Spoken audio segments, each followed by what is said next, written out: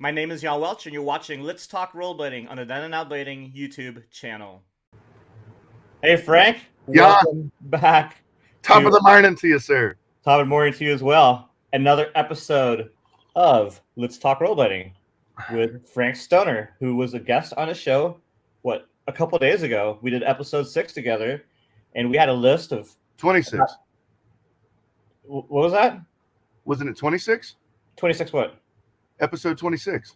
No, it was episode 6 of we're this show. So we did 2 shows this past week. We're on a different show now. We did a podcast, which was episode 26 of the Then and Now Blading podcast with Frank, and we did episode 6 of Let's Talk Rollerblading a couple of days ago, where we had 10 topics, and we only made it through 5 in 2 hours. So we've decided to come back this morning, early in the morning, for many of you, if you're on the West Coast, to go through the topics we missed last time. One of the topics we talked about last time was the youth and skating, the video future. Last night, I interviewed Lorik Picard. He's an 18-year-old inline skater living in Montreal from Switzerland.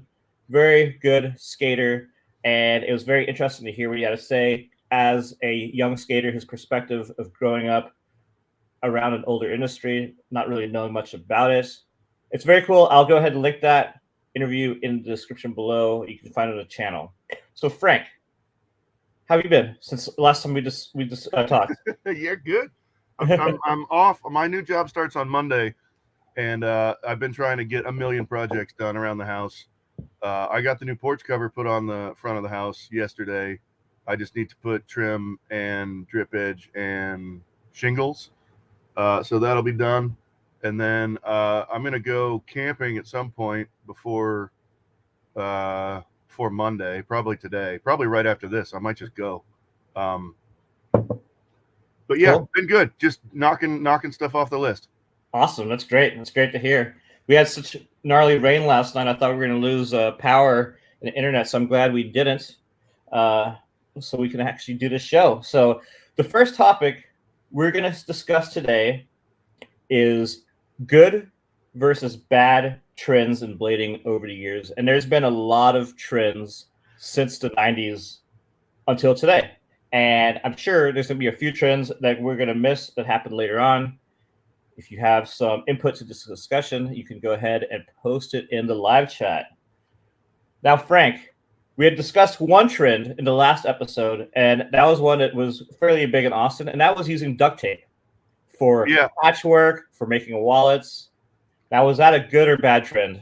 That was really early. I mean, that was like everybody was still, you were probably either in high school or out of high school, but we were all still in middle school. So that's like a real middle school kind of thing to do, you know. It's I mean, people were pretty creative with what they did. I mean, really it started just as a necessity where you skate and you tear your pants in the middle of the day and you just slap a piece of duct tape on there so that you don't have like a huge hole in your pants for the rest of the day, or to tape along the bottom, which was good for maybe 1 or 2 trips through the laundry cycle. And then you'd have to like put a fresh set on there. I remember everyone had their pants taped around the bottom in Austin. Yeah. Around their Jinkos and their Senate Ultra Wides.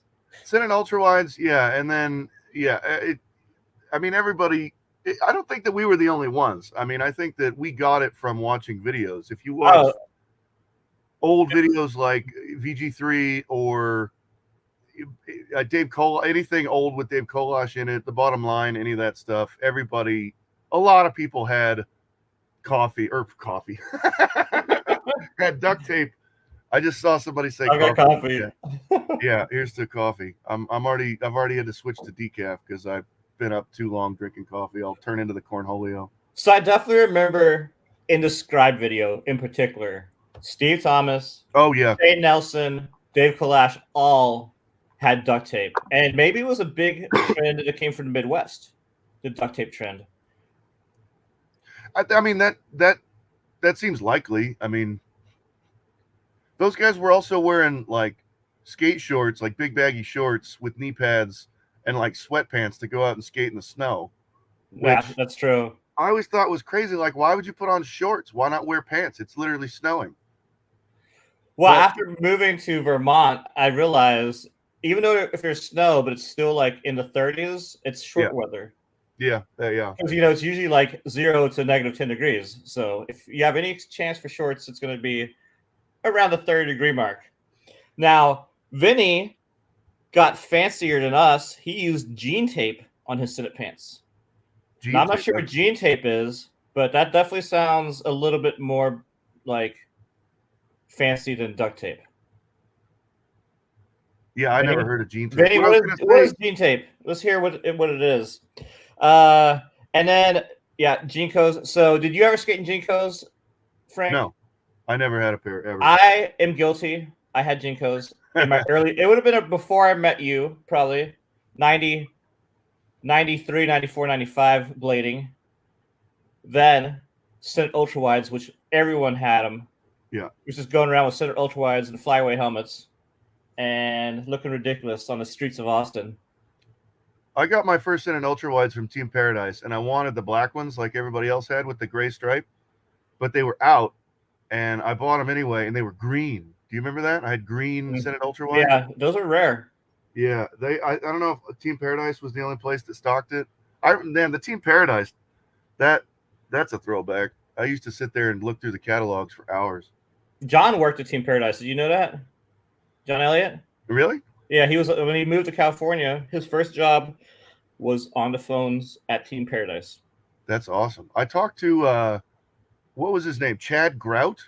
Oh yeah. I talked to Chad Grout there one time on the phone, and he answered like, Team Paradise, this is Chad. And I'm like, Chad who? And he's like, Chad Grout. I'm like, really? You're Chad Grout? That's funny because I skated with Chad Grout. 1997, I went to Seattle, and I skated at the University of Washington with Chad Grout and Famous Amos. Do you remember Famous Amos, who had a pro wheel from Heavy? Heavy, yeah. And because Chad Grout was dating his sister, so he got the hookup. Now that was pretty funny. Okay, and then on to trends. I had a good one in my head a second ago, and I lost it. Some other trends in the 90s in Austin would have been, really big pads, like pro-designed pads, excessive pads. So everything's huge. We talked about Mike Shields. He was like kind of like pad god. Armored up, yeah. Armored up. And then obviously throughout the years, people were either no pads or streamlined pads like G-Form and stuff like that. But you still see some of the bigger pads. What is your impression of the style and look of the bigger pads back then? I mean, in the beginning, it was part of the look. A second ago I was talking about the guys in Minnesota, and it makes sense to wear the shorts even if it's snowing with knee pads because you're not gonna tear your pants all the time if you've got shorts on.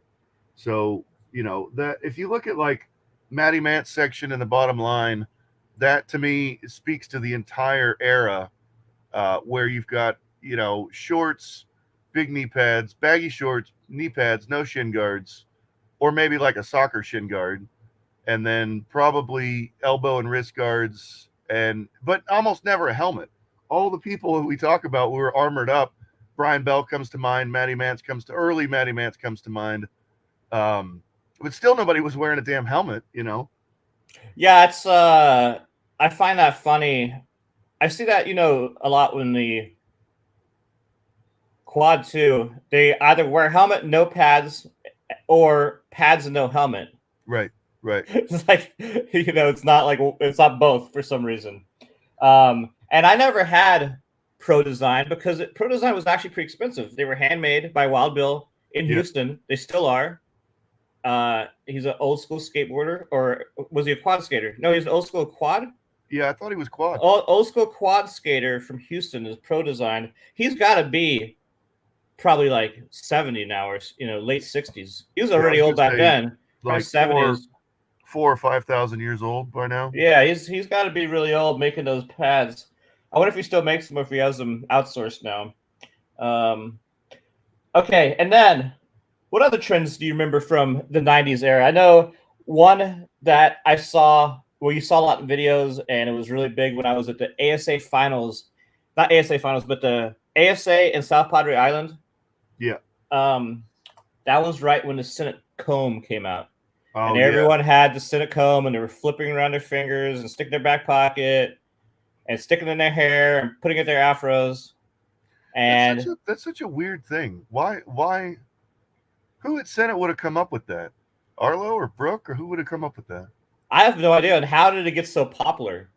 You know, it's almost like the fidget spinner, except it wasn't popular in popular culture. It was like a popular in rollerblading. Or was brushes or combs popular back then too? I don't think so.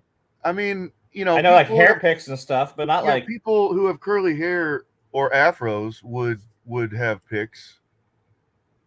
I don't know what, like, you almost like the cynical side of me wants to think, like, were they just doing that to show that they could control trends at Senate?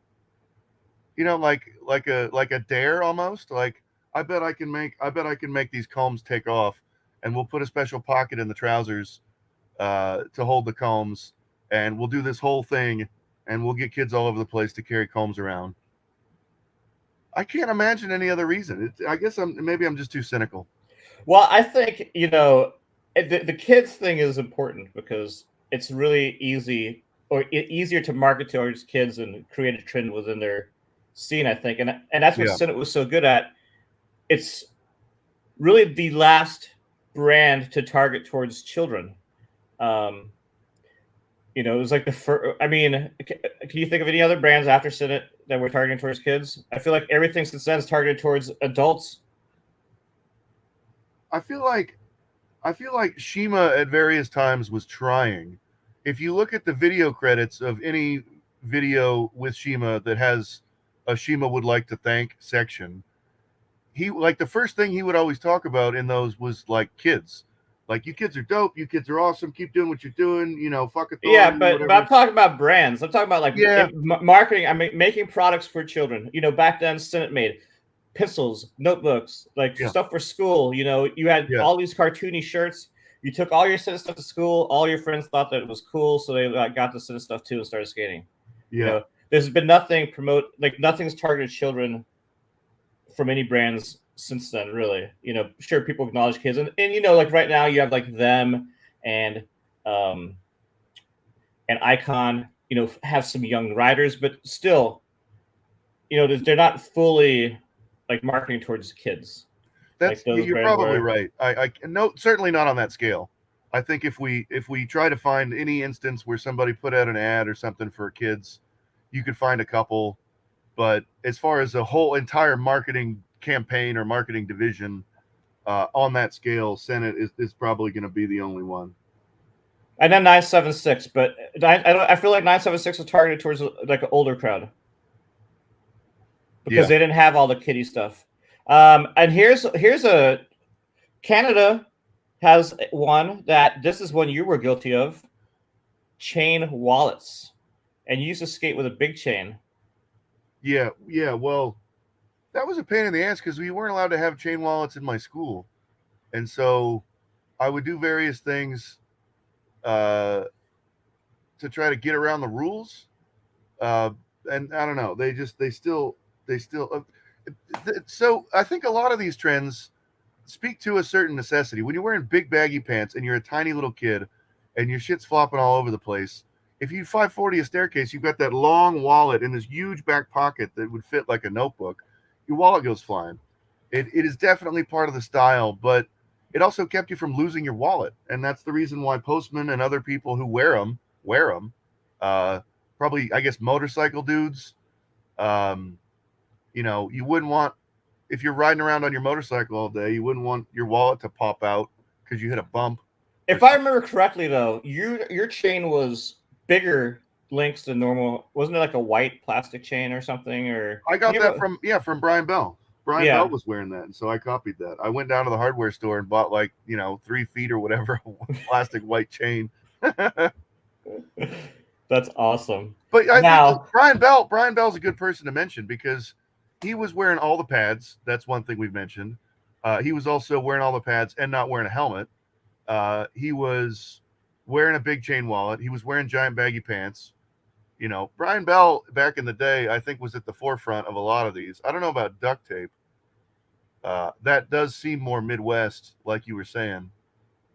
Yeah, I don't remember seeing duct tape really in Southern California as a thing. Yeah. Yeah. Now, I mean, they did bring us the Senate brush or the Senate comb, and they also brought us the keychain lanyard thing that people used to Senate had those too. Oh, hanging out your pocket. Yeah, that was also a really stupid trend, in my opinion. I'm sure I had them. You know, I'm not going to say I wasn't part of stupid trends, but it was definitely looking back at it. I'm going to say looking back at most of these trends, I could have done without them probably. But did you have the thing sticking out of your pocket? No. Oh no. Maybe like one day or something like that. Like if somebody gave me one, I might have hooked it onto my keys, but I didn't do that I don't remember ever doing that. There was a fiction keychain that I had that was just this little loop that looped around your belt and snapped. And I had that until like 10 years ago. That's what I kept my keys on this whole time. And the fiction thing had long worn off, and it was just the nylon webbing that was left. But the button lost its ability to snap closed, and so I eventually had to let it go.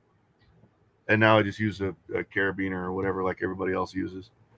Well, there's two 90s trends that I've seen coming back in blading. One of them I hated when it was around. Another one I was guilty of being part of. The one I was guilty of being part of, we had mentioned, is Jinkos and ultra baggy pants. Jinkos is kind of coming back. The brand's coming back. You have skaters like Air Dolphin, you know, like making videos in Jinkos, and some other skaters now wearing them as well. How do you feel about the return of Jinkos? I don't know. It's not for me, that's for sure. People are going to do what they want. It seems like like the fashion goes in like, you know, in cycle, like a phone cord in cycles where, you know, every, I don't know what the cycle is, but you know, I remember in the early 90s stuff from the 70s was cool. So maybe it's about a 20-year cycle. So right now, you know, you would well, I guess in 1990 was 30 years ago. So yeah, I don't know.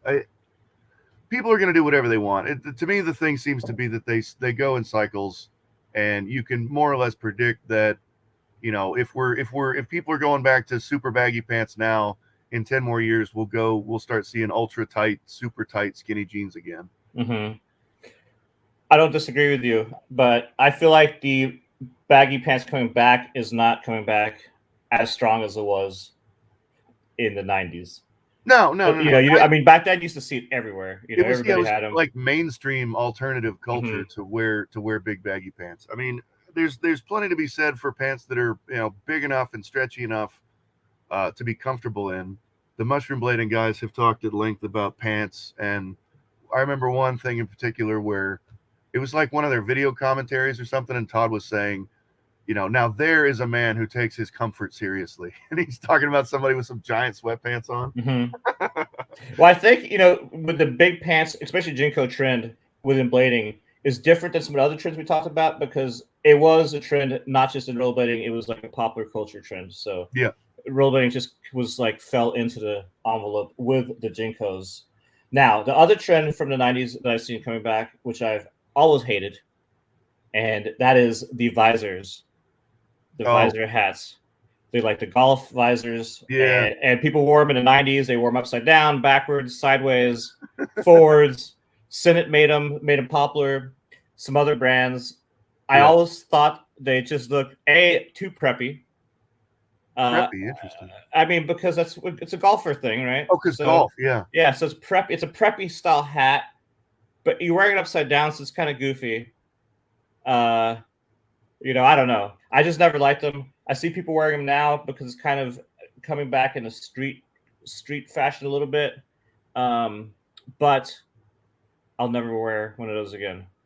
I don't even know if I had one, but oh man, I don't know. I feel like you might have had a Senate visor back in the day. It's possible. And like I said, guilty is charged with being part of these trends. Yeah, a Back in lot the of day. them. Yeah, I mean, some of the others though, I feel like they had their function, and a lot of people did them more or less for fashion. Like the crank straps. You know, I don't know how much crank straps actually helped anybody, but in theory, it was meant to give more ankle support. Well, I mean, crank And straps are like the 45-degree straps you have on most skates now, right? I yeah, always felt like yeah. the crank straps were pretty useful, in my opinion, because Oh, yeah. I didn't like skating with laces, so it was like a lace alternative. That, but it also eliminates heel lift, which is a Mhm. major problem. You get blisters and you wear out your liners and stuff. Heel lift, that I guess it's meant to do two things. It's to eliminate heel lift and it's to give ankle support.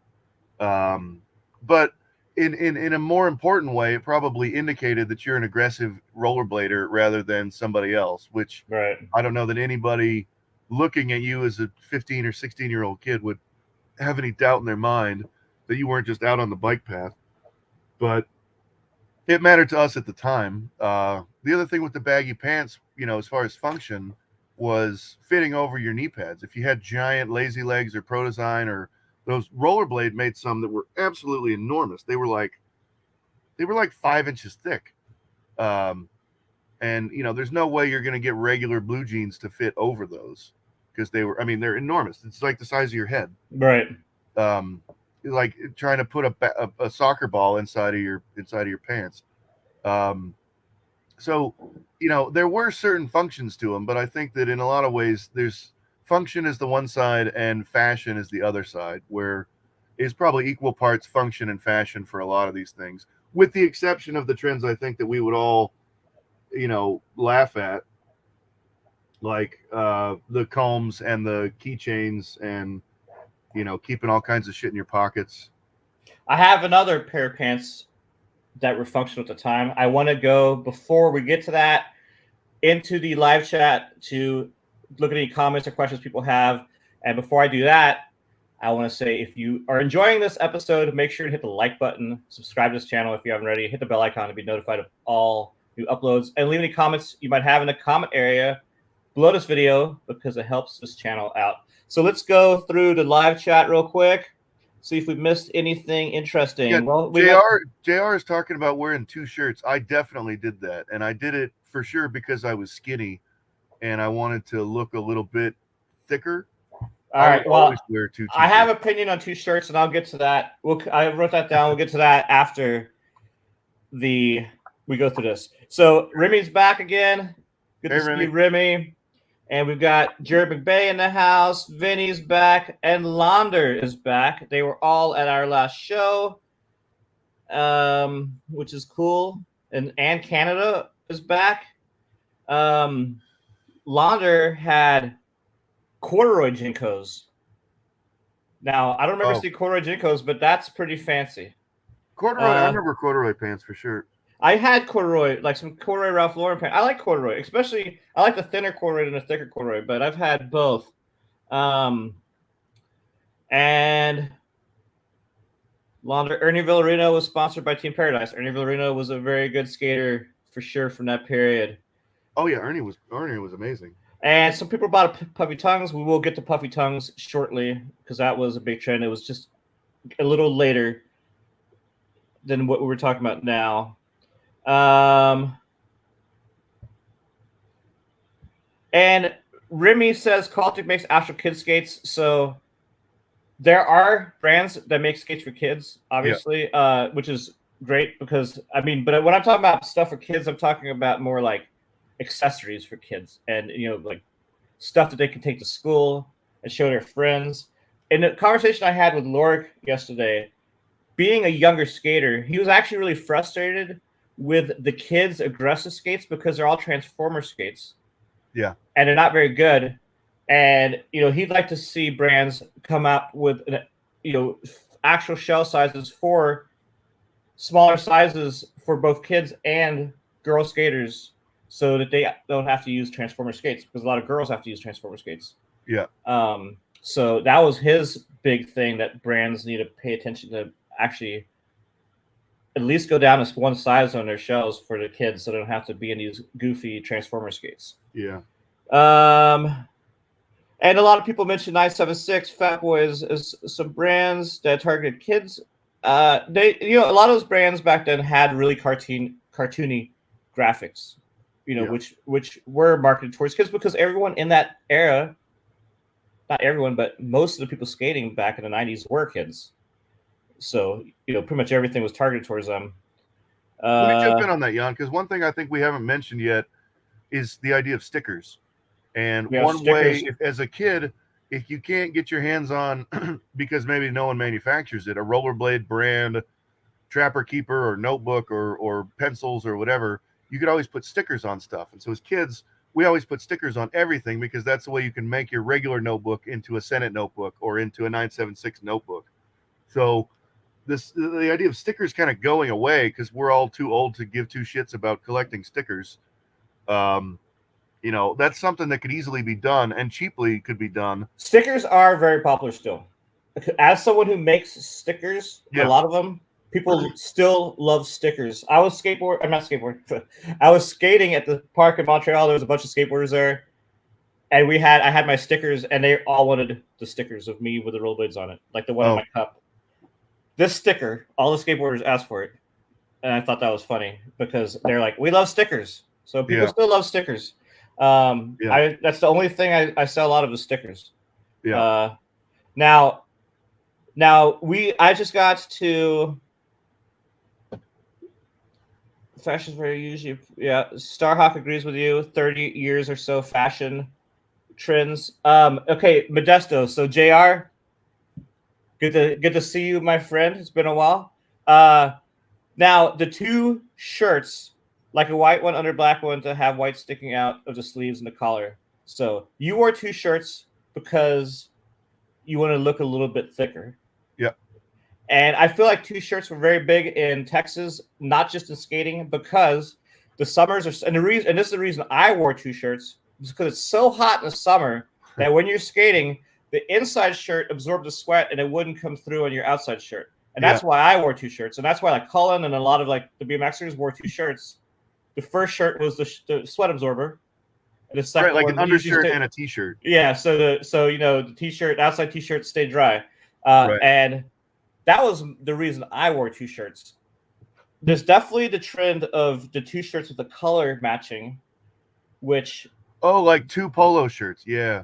And then there was like, and then there's the trend of color matching itself, which people that did that was like Vinnie Minton, Jason Howard, Austin Paz. We're all like three skaters who matched their skates, their laces, their hats, their shirts, their belts, whatever. Yeah, color coordinated, and that was a trend. Not as popular because I think those guys did it so good. They were like the king of color coordination. But there were definitely some trends in skating like that. When other shirt trends, one we had mentioned last time was Dominic Sagona wearing only one sleeve in his shirt, and I saw skaters doing that when I was in Germany. A very short-lived trend because I'm sure people were like, "What the fuck you doing? You look silly," so. Yeah. It didn't last very long. And Jared, he mentions that with the polo shirts. I do remember there was like a little, with the polo shirts and with the visors, there was a little preppy phase in there for a short period in the 90s too. With the whole golf style. And sweater vests, Senate Maiden. It feels very like Mike Budnick in a sweater vest feels very central to that canon. I feel like that those brands were, they were out of Southern California. They were all those guys are like, some of them were kind of cutting edge, but a lot of them were kind of broy. So it was kind of like just kind of broy brands going on at that time. So that's why you had that, golf stuff, and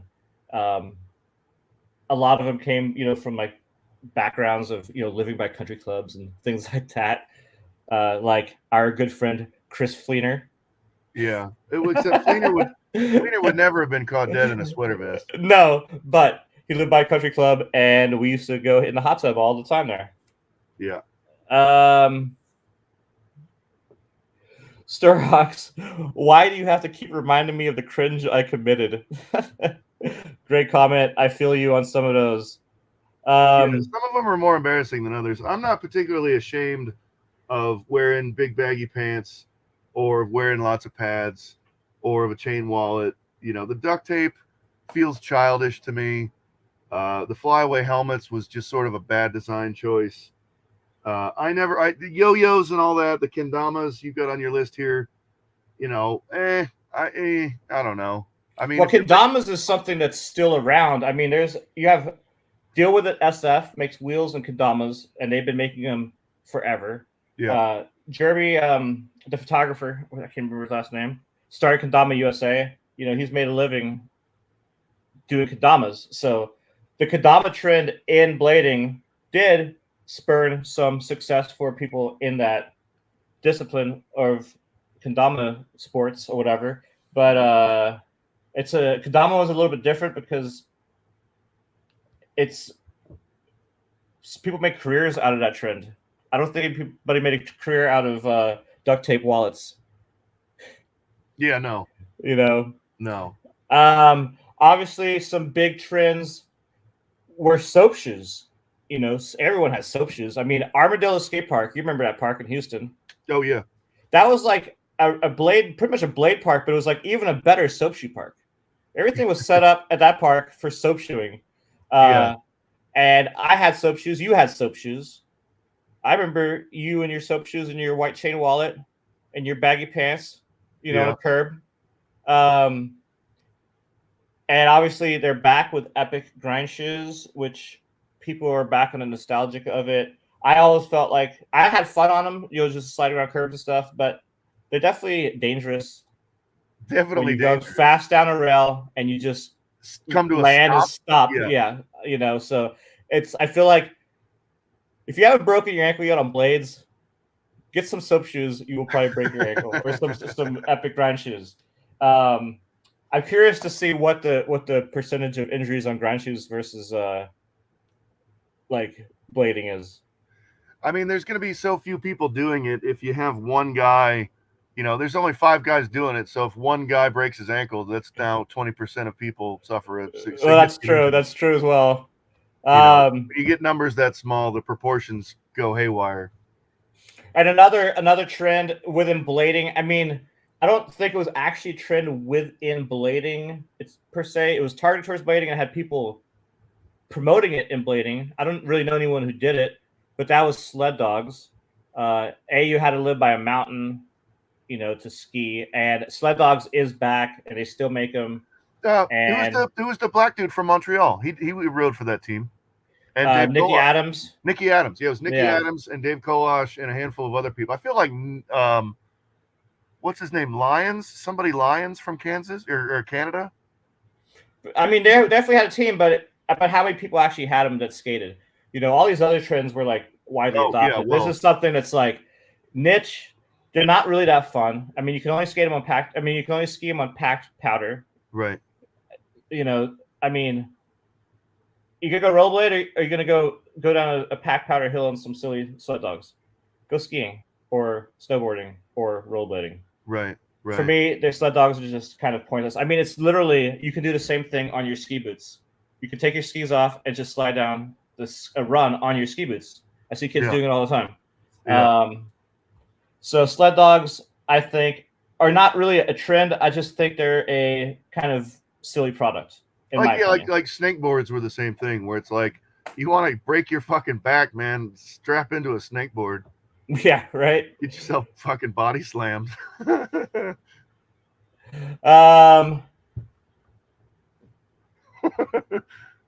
was that dude at the skate park in Austin at Intellect, and he was pretty good. He could go over the spine, and he could 360, and he could 540, and he could jump the jump box. I can't remember that dude's name, but he was one of the only people I ever saw doing it, and he happened to be pretty good at it. But you notice he was like fully padded up, because when you catch a wheel or whatever, you just pancake. We got Starhawks. I recently skated in a Santa outfit. It's like not even Christmas yet, dude. But the big baggy clothes actually made my style look a little better. I think it masks my otherwise stiff look when I try, for example, full torques. And that's kind of a valid point I've never actually heard before, that wearing baggy clothes might mask a stiffer style. Have you heard that before, Frank? I can, the idea of baggy clothes to conceal something is kind of intrinsic to what baggy clothes are. So maybe if you've got, I don't know, I give that a solid maybe probably. I mean, if you look at Ian McLeod, for instance, Ian McLeod was very, very thin, very skinny, tall, wore very, very baggy clothes, like very baggy. Oh, like triple XL t-shirts and Yeah. yeah. Okay. Frank, I'm losing your. Oh, there you're back. Okay, lost your video for a second. Now he wore a lot of stuff, and he almost looked like I felt like he wore. So one of the things we had mentioned on this list is basketball shorts. He was one of those people who wore them. Aaron Feinberg wore them. Brandon Campbell wore them. So it was kind of a trend wearing these basketball shorts, and some of them wore such big basketball shorts, such big clothes, that they almost looked like the skeleton of a basketball player rollerblading. In my opinion. And some other skaters that had really big clothes was Ollie Short, Chris Doherty from England. Remember Ollie? Do you remember old Ollie Short? He was this Not little really, kid. no. Little Ollie Short would come to San Diego, 14 years old, 5XL t-shirts, and obviously how he got turned later into kind of like a rock idol, in a way. That's what I think of when I think of him. Yeah, that's what most people think. I don't think you see it in some of my old edits from 2000 eras, like a Daily Bread and stuff. Yeah. He was very baggy, and it was pretty crazy. Now, Launder asks, did anyone ever take their skates to school? And I will start with this. I took my skates not to high school, but when I was going to university at University of Texas in Austin, I would skate to school from my car, and I would skate through school into the school building. I would have my skates on in class. I would skate out of class through the school, skate spots on campus all day. I never took my skates off the whole day I was in school. That's awesome. So that was my skating at school story. What about you, Frank? Did you ever take your skates to school? No. I mean, they would be like in the trunk of the car when I was driving, but other than that, no, I wouldn't have. I lived way too far away from any of the schools I ever attended to get there without, transportation. I never skated to school from my house to UT because I lived fairly far, like 10, 15 miles from downtown. Yeah. But I used to ride my bike to school all the time from there, my BMX bike. But back then, I didn't have. If I would have had big wheel blades back then, I would have skated to school probably. But because now I skate, that's not even a long skate for me. That my parents' house back then to UT. Yeah. But yeah, so I mean, the biggest problem to me with like if you're gonna skate to anywhere is that you got to carry your skates around once you get there, And God, my skates stunk so bad. If I'd put those things in my locker, the whole wall would have like melted. So your skates, you do always have sticky skates, and you sweat a lot on your feet, right? It's my shins. It's your shins. You have shin sweat. Yeah, it's gross. I have no idea why. I don't know if it's from hitting my shins and like damaging, at the cellular level my shins, but the reason why I've worn tall socks this whole time is because if I wear socks like that, all the sweat stays up there and my feet don't get sweaty and gross. That makes sense. Those giant smart wool socks that I always wear. I'm not wearing them now because I had to shower before we started this, and I'm just wearing my house flippers. But that's the only socks that I have. I don't have any regular socks. See, I remember you wearing wool socks forever, but before you were wearing kind of thick wool socks. I think it was before you were getting a smart wool, several years ago. Maybe it was smart wool. I was wearing smart wool for a while, and I've completely switched to only Darn Tough. Well, just because. Have you had Darn Tough socks yet? I have, and I've got some from Duluth Trading Company. The It doesn't really matter to me about the brand or the fabric. It's really about containing everything up on the shin. Well, the reason I like the Darn Tough socks, just to throw it out there, 2 reasons. They're made in Vermont, all of That's them. cool. And they have a lifetime warranty. So if you get a hole in them or anything, you can send them back and they send you new socks. So that's cool. That's a plus. Do they make one that goes all the way to the knee? Yeah, they do. They make everything. They make ski socks. They have tons and tons and tons of socks. And they do sponsor some bladers when they do these cross-country skates. So there's a guy, Mike, from Denver, who did his cross-country skate, and Darn Tough hooked him up with socks for that whole trek. That's cool. And but yeah, let's move on. I've had it with trends. All right, let's move on to out of trends. Next thing we're going to talk about is music. Okay. So, music in skating videos is a thing that's shaped almost the lives of a lot of skaters out there today. You know, a lot of kids discovered music they liked in those videos, you know, or a genre of music like punk rock or whatever, and that kind of helped develop their identity till today. You know, a lot of people, like, their style and stuff is based off videos or songs from videos. And I would be interested for people in the live chat if there's music that kind of inspired who you are today. I know for me, you know, as someone who made a lot of videos with a lot of music, I've had many people, you know, be in touch with me on how those songs really, like, it changed their lives or affected their lives. Do you have anything? I know you musically really only have a few bands you listen to a lot. Yeah. But were those bands you discovered through skate videos, or were those bands you discovered outside of skating? I mean, so like Bad Religion and Pennywise and NoFX were in the videos back in the day. I you know, it was all, it's hard. I don't know if it's chicken and egg, but it was all in the soup, you know, it was all in the ether.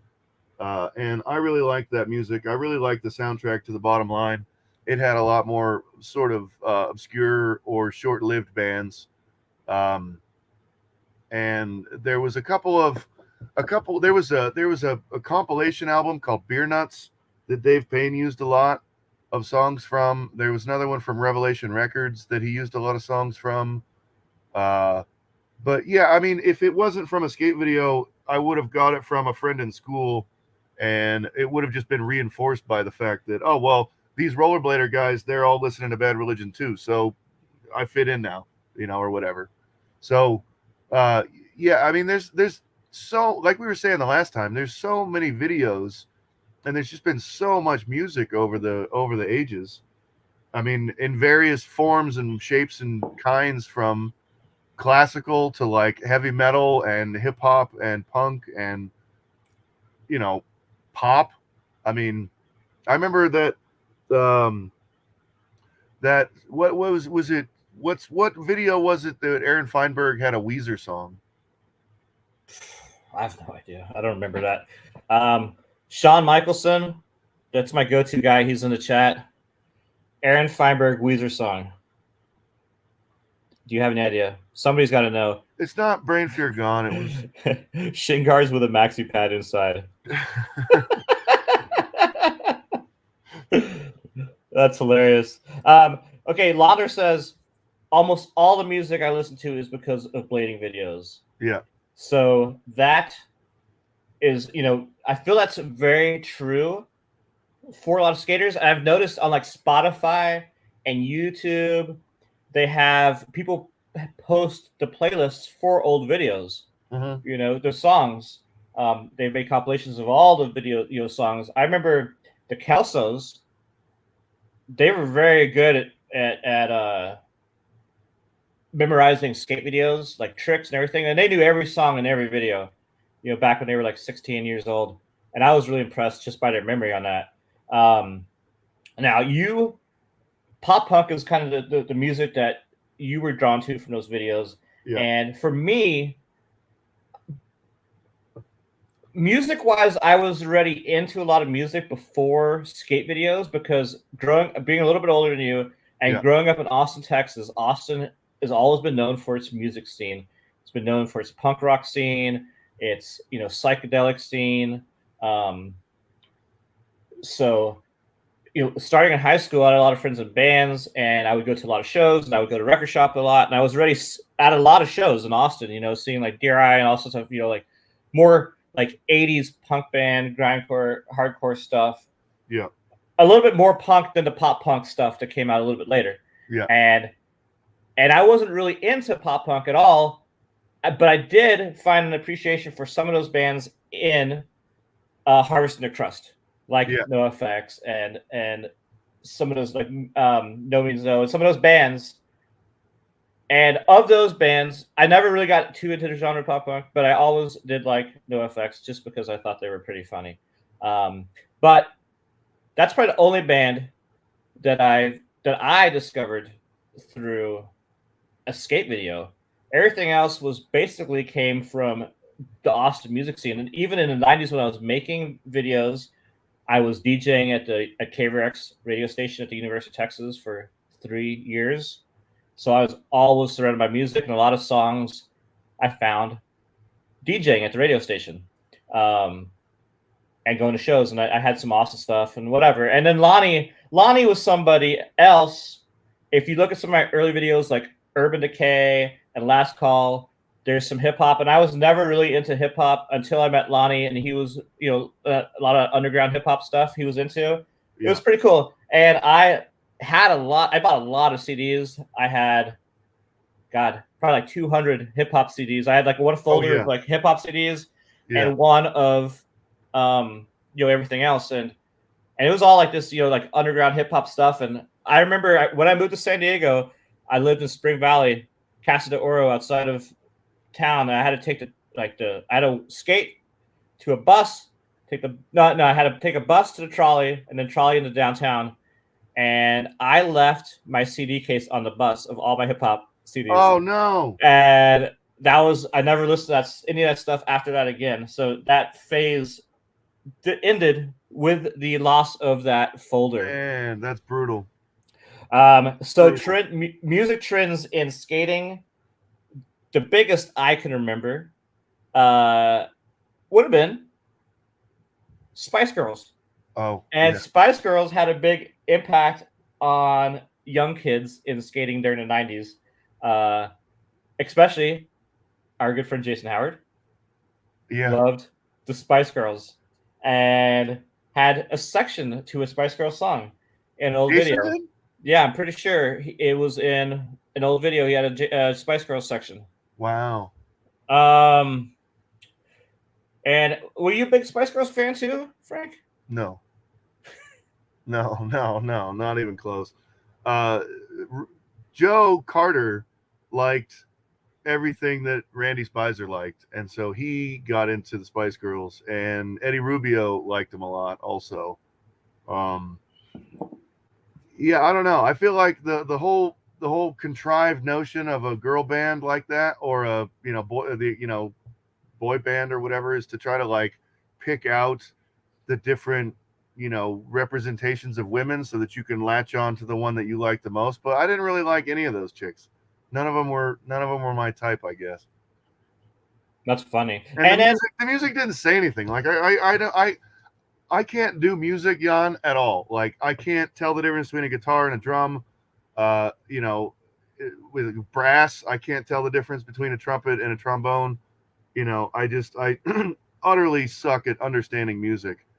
Bands like Bad Religion, where it's all about the lyrics, is what I'm going to be drawn to, because the music, I like that it's fast. I don't know what else to say about it. That's your favorite band. Bad Religion has always been your favorite band, right? Huh? Yeah. Bad Religion, and you have a tattoo. And I remember that. Well, you've never been too diverse in your music likes, right? There's not a lot of bands you like. You like Rise Against. No, I've never even heard of Rise Against. Or was it? What was that band with the guy? Not Rise Against. Then,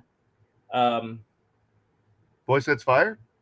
Voice Sets Fire. I don't know. So I only remember you liking like 5 bands and the soundtrack for The bottom Call of line. Duty. No, you had that Call of Duty orchestra. The Call of Duty, yeah, that was like a video game CD that had like orchestrations by the London Philharmonic Orchestra of all the different, or all the like the top 25 most popular video games of all time. So it's everything from Angry Birds and Mario through like these modern shoot 'em up games that are, I think, already symphonic. You know, if you're gonna sit there and play something for hundreds or thousands of hours, and you're gonna hear the same song over and over, it's got to be a good song. I I listen recommend to a lot of go that ahead. stuff when I work and when I'm reading, especially if there's not lyrics, because the lyrics, I can't listen to Bad Religion while I'm trying to read because I'll get distracted by the lyrics. But video game music is really good, especially when it's done by an orchestra, you know. Anyway, but yeah, I've never liked more than maybe 5 bands. I have to say, like, driving with you over the years, like driving to Montana and to Wichita Falls or wherever Kevin Little lives. Not Wichita Falls. Where does he live? We went to Kevin Little's house. Oh God, San Angelo. Yeah, so driving with you and listening to the same music in your car for 20 years, like 3 CDs is like, I'm like, bring some headphones if you're gonna ride in a car with Frank. It's not 3 CDs, it's 3 bands. It's all the CDs from 3 bands. So there's like 40 Bad Religion CDs, and there'll be all of those. And then, you know, you're gonna get a couple of CDs that are, you know, compilations like the video game one. But yeah, if you're riding in my car, you know, it's gonna be Bad Religion all the time, or Greg Graffin. You know. So this San Angelo trip we took. Are we gonna talk about this out loud? Well, you know, it's part of blading history, right? Oh my God. So we went up there to go skating with Kevin. We went there with Cody Sanders. It was you, me, and Cody Sanders. That was it, right? Yeah, that was it. And we skated with Kevin. San Angelo's got some really cool spots. It's a very like remote city in Texas. Yeah. With not very many skaters, but like a surprisingly lots of spots. They literally have flat rails around every parking lot in the city. Mm-hmm. They've got cool ledges, cool rails. We were supposed to stay with Kevin. We went to his house and we watched a new video. Was it a new? I don't know what video had just dropped, but we were watching it on his TV and we were stoked on it. And he just had his child or second child, and his wife was not happy. We were stoked with the video and kicked us out of the house at like 2 a.m. And then we skated. Then we skated around San Angelo at night, and then drove back to Austin. Right? Is that what? We didn't stay there. No, we left. More. We skated like the parking lots, and then we had some coffee, lots of coffee, and then drove home. It was like my recollection was that, you know, she wasn't happy that we were there, and we went to bed anyway. And I woke up at like 4, and Cody was awake, and I'm like, "Hey, fool, you awake?" And he's like, "Yeah." And I'm like, "We should just leave." And he's like, "All right." So we woke you up, and we just got in the car. We drove to like a grocery store or a gas station somewhere to get a cup of coffee. We might have skated something for like 2 seconds, but we were back in Austin by like 7 a.m. So that was rough. I'm sure that Kevin felt really bad about it. I felt. I'm sure he did. Yeah. I mean, it was an awkward situation. That's for sure. You just, to me, you gotta, like, if it's bad, just go. Yeah. Deal with it later. You know, no hard feelings to Kevin or his wife. I'm sure she's lovely. It wasn't a good scenario. It was a good memory though to look back on. Because otherwise, if it was not we wouldn't have remembered the trip anyway. Now, Remy, I had a Spice Girls shirt. I would have never guessed that Remy had a Spice Girls shirt, but he wasn't really a fan though. He just had the shirt. Well, you can call it what you want, buddy. And Launder's calling you out. Frank's room is probably covered in Spice Girls posters. Now, the only thing, I've got my dry erase board right here. I've got a picture of Omar from the Wire over there. And then I've got an oil painting of Austin back there. I don't have any posters. Actually, I had this giant list on my whiteboard here of shit that I had to do. And one of the things was to make 2 picture frames for 2 posters that we have. My wife has a a Larry Bird poster she wants framed, and I have a Bad Religion poster that I want framed. But yeah, no Spice Girls posters, apparently. Was Jared with us too on that trip? Jared, were you there? I don't remember. If on the Kevin Little trip, I do not remember that. All right, let's move on. Do you have any more questions about music for me, or should we move on to another topic? Let's just keep going. With another topic. Yeah. All right, let's talk about let's go into some hardware that's kind of been influential and hardware that's changed. Kind of, we talked about quantum leaps in the last video or last episode. Yeah. About how, you go from like one thing and the evolution into the next thing. So this is like frames, for instance. The very first frames were riveted frames, like on Lightnings. Yeah. Eventually, you had replaceable frames, and companies came out aftermarket, like 50/50, making frames, which was one of those leaps. And then you had ground control with the UFS frame, which was a leap. Other influential frames, though, that have come out is, for a long time you had frames with H blocks. They all got sued by K2 because of copyright or patent or whatever. But I think some big frame changes for me personally, looking is like the GC big frames was the first, aggressive frame with big wheels. I believe there's 72 millimeter wheels on an aggressive frame, flat. Which, did you ever skate those, or did you ever see them? I saw them. Yeah, I don't think I ever had any. Ground Control didn't make a frame long enough for my foot. I'm sure they do now, but I haven't been shopping like that for 10 years or more. So I wore Ground Control frames back in the day. They had a bad habit of being too short for not only me, but for a lot of people. I remember tons of people complained about, when you look down at your foot, when you can't see the front wheel out the, past your toe, it's obviously too short. I think Jason Howard had that problem a lot. Mm-hmm. So yeah, back in the day, Ground Control was too short, even though I wore some of the times. But yeah, I mean, the big wheel frames, it helps a lot for skate park skating to be able to ride a bigger wheel, just because of how much more speed you can carry. I think too, for if you live somewhere with rough surfaces for street skating, that's true. Having a bigger wheels and things like that. I mean, and just the speed of it, and the fact that you can actually skate to the store in them. When we were doing our Monday night skates, Hector would skate. That's who has my GC big frames, because Hector skated those every Monday night skate, and he would do like 20 to 30 miles in the GC big frames, which is not the frame I would pick for doing that, but he did it in those. So, it definitely gave you the option of skating a distance if you want to on aggressive skates. I think that Wish frames kind of took that and expanded on like the H block, giving you a better H block so you won't get wheel bite. Because the GC big frames seemed like they were not that popular, because I don't think they make them anymore. They stopped doing those. Then they came out with the Mega, which was like even a smaller version of that. Yeah. But and then another frame I think is a big change is the dual configuration frames. They've come out with more on the rec end, where you have a frame that you can either have like 4x80 or 3x110 or something like that. You could change your wheels that you're gonna have on there. And have you ever seen any frames like that? Yeah, where you can run 5 or 4 or 3 or whatever. Yeah, I think that's a really cool technology, because you don't have to buy different frames at that point. When Jake Barnes did Metric, he was like waiting for the day when somebody would call him up and ask him to make him a 3-wheel frame with 2 H blocks. And I don't know that it ever happened. Tree seems like he would have been in on that, or at least able to skate it. It doesn't make a lot of sense to me to do that, because the balance is going to be off.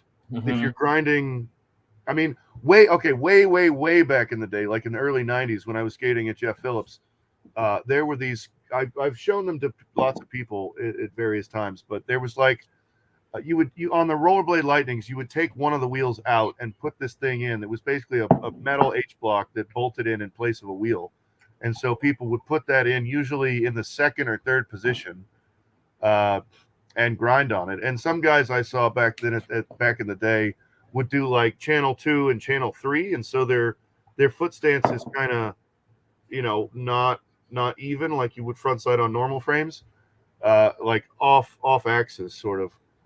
And it seemed really bizarre. And anything, like a big long balance rail like Dave Kolash doing the 244, or any other front side on a long handicap rail, having number one symmetry in your frames is well, I guess having the H block under the middle of your foot, to me makes the most sense. But putting them offset like just sounds like a total nightmare cognitively when you're trying to learn how to do it. But yeah, like those setups I think have more merit outside of aggressive. I think we've pretty well landed on what works pretty good, which is 2 in the front, 2 in the back, offset by an H block. Mm-hmm. Those other setups are good if you're going to buy a fancy road skate where the frame might, or the boot might cost $500 just for the boot. And if you want to be able to have different setups for different, if you're going to skate a marathon one weekend and then you're going to just skate trails the other times, that makes more sense. But in rollerblading, in stunt skating or aggressive skating, it doesn't, to me, make a lot of sense to be able to move shit around like that. Well, I mean, obviously the wheel thing would be more for rec skating, but they make UFS versions. So it's nice because, like you said, people don't have to buy different boots. They can have a UFS skate for aggressive skating. They can go travel and they only have to bring one frame or 2 frames, instead of 2 pairs of skates, which is nice. And another big thing is like rockering. Yeah. Like, K2 had the hex, or was it 8 rockers in each of those washers? I believe so, right? Yeah, because I think Razors in them were 4 and K2 was actually 8. So K2 had the 8 rockers, which I always kind of hated them because they were just a pain in the butt. But they had them on fatties. You could rocker fatties all crazy, which was like really the first aggressive skate that was rockered would have been the fatty, especially with a rocker like that. Well, like that, yeah. But the Tarmacs, the old rollerblade frame had the option to go up or down in the middle, and then in or out on the outer. Oh, that's right. Yeah, I forgot about that. Because and Bauer did as well. Bauer was kind of a I don't know, redheaded stepchild or something of aggressive rollerblading, because they never really put out anything good. They never. Well, I don't know, whatever, that could be debated, but I didn't think any of the skates that came out, they were too late in the game with everything. You'd see back in the bottom line era, people skating the F3 Bauers, which is a plastic hockey boot with a liner, and then that same frame. I should know the name of that frame. I should commit that to memory. But they had that same system. The middle 2 could go up or down, and the outside 2 could go in or out. And that was useful, but I don't feel like really anybody, or there wasn't much talk about rockering at all until you get into the kind of Wish territory, which probably when you said that, when you texted me that about Wish being a game changer, I kind of thought maybe for some people. It wasn't really for me, but when I look at it now, I think Wish frames probably contributed more than anything else to people skating rockered frames for aggressive, which I've more or less always done. Way back in the day when I filled out my Facebook profile, I put my religion as 54, 56, 56, 54, because that's my wheel rocker. That's funny. And I've been skating more or less that same rocker profile since like 1992, when I got my first Bauer skates. Before that, it would have been like roller derby Phantoms and various versions of Veriflex and other kind of crappy, store brand skates. But when I got my first Bauers, I would have started that rocker because everybody on my hockey team was doing that. And that's what I was just thinking. Like, those early inline skates, like the Lightnings and the Fatties, having a rocker. Like, why did they decide to give those skates rockers? Was it because people were coming from hockey? I mean, you look at the skates that came out later or the frames later. They pretty much eliminated the rocker on most skates, at least an adjustable rocker. It always bothered me that 50/50 never had adjustable spacers like that. Because I couldn't skate them because I couldn't rocker them. And if I did, I'd have to go about it the way I do now, which is by getting different wheel sizes, 54, 56, 56, 54, whatever. I don't know. I don't know why those companies,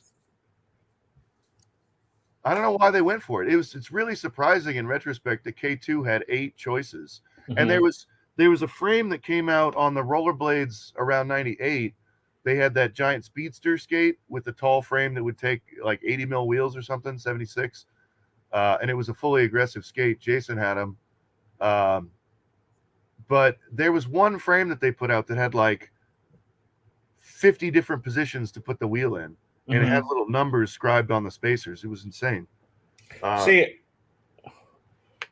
I was going to say that like K2 came back out with the K2 R100 frame. I don't know, like 8 years ago or something, which is like a 100 millimeter UFS frame that had the same spacers that they used in the old K2 Fatties. Oh, and Mick had them, and he filmed an edit for him on the Big Wheel Blading site. And then I got the frames from him. And the thing with that many, like, it's like too many options because if all the configurations you could do, it's just outrageous. Yeah. And it was like too much for me to even like want to like figure out because you have to like write down everything, if you like it or not or whatever. But it was definitely like a precursor, I think, with Wish, and then Wizards has their rocker frames. Now they have lots of rocker frames and all these other brands, and a lot of aggressive skaters doing wizard skating and doing gazelles and different tricks, which you see them bringing back to aggressive. So I feel like we're probably at a point we're going to see more rocker aggressive frames again in the future. And there's a question for you that Sean Michelson's had the past 2 shows, which we weren't ever able to answer. Let's get to that real quick for you, Frank. Jan, you better ask Frank if he ever tried Grawls and what his opinion on the Biomex cuffs is this time. No, I never tried them. They're the ones that had the zipper over the tongue, right? I don't remember. Yeah, I think the Grawl, it had a big chunky heel, kind of like the rollerblade paws and suedes, if I remember right. And there was like a little baby zipper over the laces on the lower part. I remember that. I never had a pair of those. I do remember seeing that there was something about that cuff. Who made that? Rosie's? Grawl inline skates. Okay, there's one. Blake Dennis Grawl. All right, let me try to get a picture of this thing so I can look at it. Sean, what was the deal with the cuff? Is he still around? I don't know. If he is, I'll have him. You should post in the thing. And Remy says out had the first non-UFS was the first non-UFS frame with an H block. So I don't remember those early outs just because it's probably on a Poppy or something. I don't know. Yeah, the Poppy and the Sunflower or some shit like that. Yeah, I never saw them. I mean, I don't think did they come out in the US? I don't think so. No, they had them at the sports store called Decathlon. It was down the street from my house in Spain. So that would have been 97, 98. Those skates were, I don't know if the frames bolted on or if they were one piece like a modern, what's that USD one? Where the frame and the boot are the same piece of plastic. Yeah, I remember. And then Remy again loved the rockable RB frames that came on the deluxes with the sprocket style rocker things. Yeah, the sprockets. That's what. And it said, I think it was just to put the wheels in the same place regardless of the size. So like you would put it, if you have 54s, you would move the spacers to where it said 54, or if you had 62s, you would move it to where it said 62, and you could put the basically the height off the ground would be the same regardless of the size of the wheels that you had. But you could also go totally insane with rockering your skates if you had these set, you had all 60s and these set at some certain number and these. It's just like it's like too much precision, Like, you either want a 1 mil rocker or a 2 mil rocker. Anything above that, you're gonna get the speed wobbles just trying to skate. The Grails, I don't know about that cuff. I don't know what it was doing. It looks like there's some kind of cable system. It looks interesting, but I don't know anything about it. I'll have to look into that. Yeah, I'm not familiar with it either. I think he was asking that because we did talk about cuff design. Yeah. And the thing. And max power. So I'll go ahead and throw out there. November 12th in Dallas. Fritz Peitzner is having a competition. If anyone is in the Texas area, go to Dallas, Texas. Or it's actually going to be, I think, Allen Park. I forgot the park, but Julian Cadeau is going to be there. So that's going to be exciting. If you want to see some incredible skating in real life, go to Dallas, November 12th. And if you're enjoying the show, make sure to hit the like button. Leave comments you have in the comments area below. And subscribe to this channel if you haven't already. Hit the bell icon to be notified anytime I upload new videos. Let's move on to another topic, Frank. All right. Now, let's do well, how are you looking on time, first of all? Me, I'm fine. We're at an hour and 10 minutes. So we've got two to three topics left. Now, the topic now would be best tricks done in rollerblading. Now, does best mean hardest? Does it mean the most stylish? Hammer time, most influential, game changer, or what? What does best trick mean to you, Frank? And what does best trick mean to the people in the live chat right now? So for me, it's like my impulse always is to break things into categories. But probably best trick is going to mean very stylish hammer type trick, big scale, big rail, big ledge. The sweat stance that Eric Bailey did on that big giant curve thing. That's literally my favorite trick ever. Yeah, I mean that's amazing. I mean, perfect style, hard trick, giant fucking thing. That's amazing. That's one of those tricks that's going to come to mind as one of the best ever, and that's going to put a tick in the best of every category as far as how big is the thing, how scary is the thing, how hard is the thing, how perfectly did the guy or the person do the trick. If you can max out all those categories, you're getting into the territory of one of the best tricks of all time. Well, I think that comes to mind is that 540 that Latimer did off the bridge where it went bump bump. Yeah, and then, it was on the cover of Box magazine. I think it was in Brain Fear Gone, maybe. Yeah, it was. Okay, yeah. So something like that where the grab is perfect, the landing is perfect, everything about it's perfect. One's a grind, one's a jump, but they're both still going to be in that top list, top 5, top 10, top whatever of best tricks ever done. Those to me are the kinds of tricks that would satisfy the best trick category. But breakthrough tricks and like I've mentioned a million times, the Jason Marshall alley topside soul, that was a game changer. And that's one of the best tricks in my mind as far as changing the game. But I think when people talk about best tricks, they're generally talking about the Eric Bailey sweat stance, the Dustin Latimer 540, that kind of thing, where it's huge and perfect style and perfectly executed. I agree with you. If you look at style and like landing is very key to how it looks. I mean, it's like a band. You could be the best band in the world, but if you look silly, you're not going to make it. Yeah. So sadly, that's all part of. So you could do like the gnarliest hammer ever, but if it doesn't look good, you might not fall on the best trick list. Now you look at some of the best tricks that have been done, where people touch. Okay, I got 2 best tricks where people touched, but they're such gnarly tricks. Does touching, I mean, typically touching makes something not count, right? Yeah, I mean, yeah. you have not counting and blading. Or if you don't land perfect, 2 feet on flat ground doesn't count. So last episode, we talked about Pat Lennon's skating, and we talked about the clip of him jumping off the roof in Minnesota to grind into the ledge. We jumped off the roof and he royaled the ledge. Yeah. That was in Leading the Blind. Now, if you look at the footage of that, when he lands, he kind of lands not both feet, but it's such a gnarly trick, so does, like he did the gnarliest jump to it. Doesn't really matter to the grind. The landing wasn't perfect. Then looking at it again, you notice, I didn't never notice this until recently. He actually, as he's jumping through the air, with this 2-story drop below him. Yeah.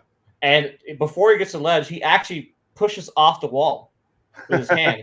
So he's like, it's like he's touching, but he's not on anything touching. He's actually just like floating in the air with his hand on the wall. So like, does that count as a touch? Like, does it make the trick any less gnarly? Some people would say that doesn't count. You should do it again. When a trick's that gnarly, I don't think you should. For me, it counts. Yeah. You don't have to do it again. Another trick like that is Chris Haffey Bercy ledge when he jumped over the wall at Bercy in Paris and so grinded that crazy ledge with the drop, and he touched the ledge. Yeah. And obviously, it's a touch. There's a lot of people gonna be like, that doesn't count, but it's so gnarly. Right. Like, are you gonna do that again? And I guarantee you, not one person who says it doesn't count would even try that to begin with. And same with both those tricks. Like, people are gonna talk, a lot of shit that doesn't count, whatever, but none of them are gonna do it. They might say they're gonna do it on Facebook, but when you actually call somebody out, like when I post stuff on reels on Instagram or shorts on YouTube, generally most people like them or have nice things to say or like them or whatever. And you always have somebody being like, gay, pussies, bullshit, fruit boots, whatever. I'm like, and it's gnarly shit, and then somebody calls them out. They're like, you do it on whatever you have. And they never respond. Right. It's like, how do you watch that stuff and just be like, oh, that's gay? Or like, people anoint themselves as like the police of style or whatever. And it's like, listen, you get your skates and you climb up there on that roof and you jump off that fucking thing and you try to grind it and not die and not touch the wall or whatever, I think that rule is best applied like in places like that Razors warehouse where they had the down bank with the ledges and they had a strict no touching the wall policy, where if you're playing for fun and you're playing a game of skate, like that Haffey edit with, it was Haffey, the first one, it was Haffey and Aragon. That's fine for like an in-house rule. Like, when you go to somebody's house to play darts and the tape is 8'1" because there's a bump in the floor right there at 8 feet or whatever the distance is, those kinds of house rules I think are fine for chummy kinds of games of skate and stuff like that. But like when you're getting into like life and death scale Pat Lennon tricks, like, bro, he touched the ledge, so he's going 50 mile an hour. He's 50 feet off the ground. Like, get the fuck out of here with that. It is annoying when somebody always comes in because it's such a thing in media, whether it's writing or videos or photographs or anything, there's always somebody who's going to say that it's gay or it's stupid or it's whatever. And it's so deflating. No number of compliments or high fives can offset. Like, there's a limit to how good something can be.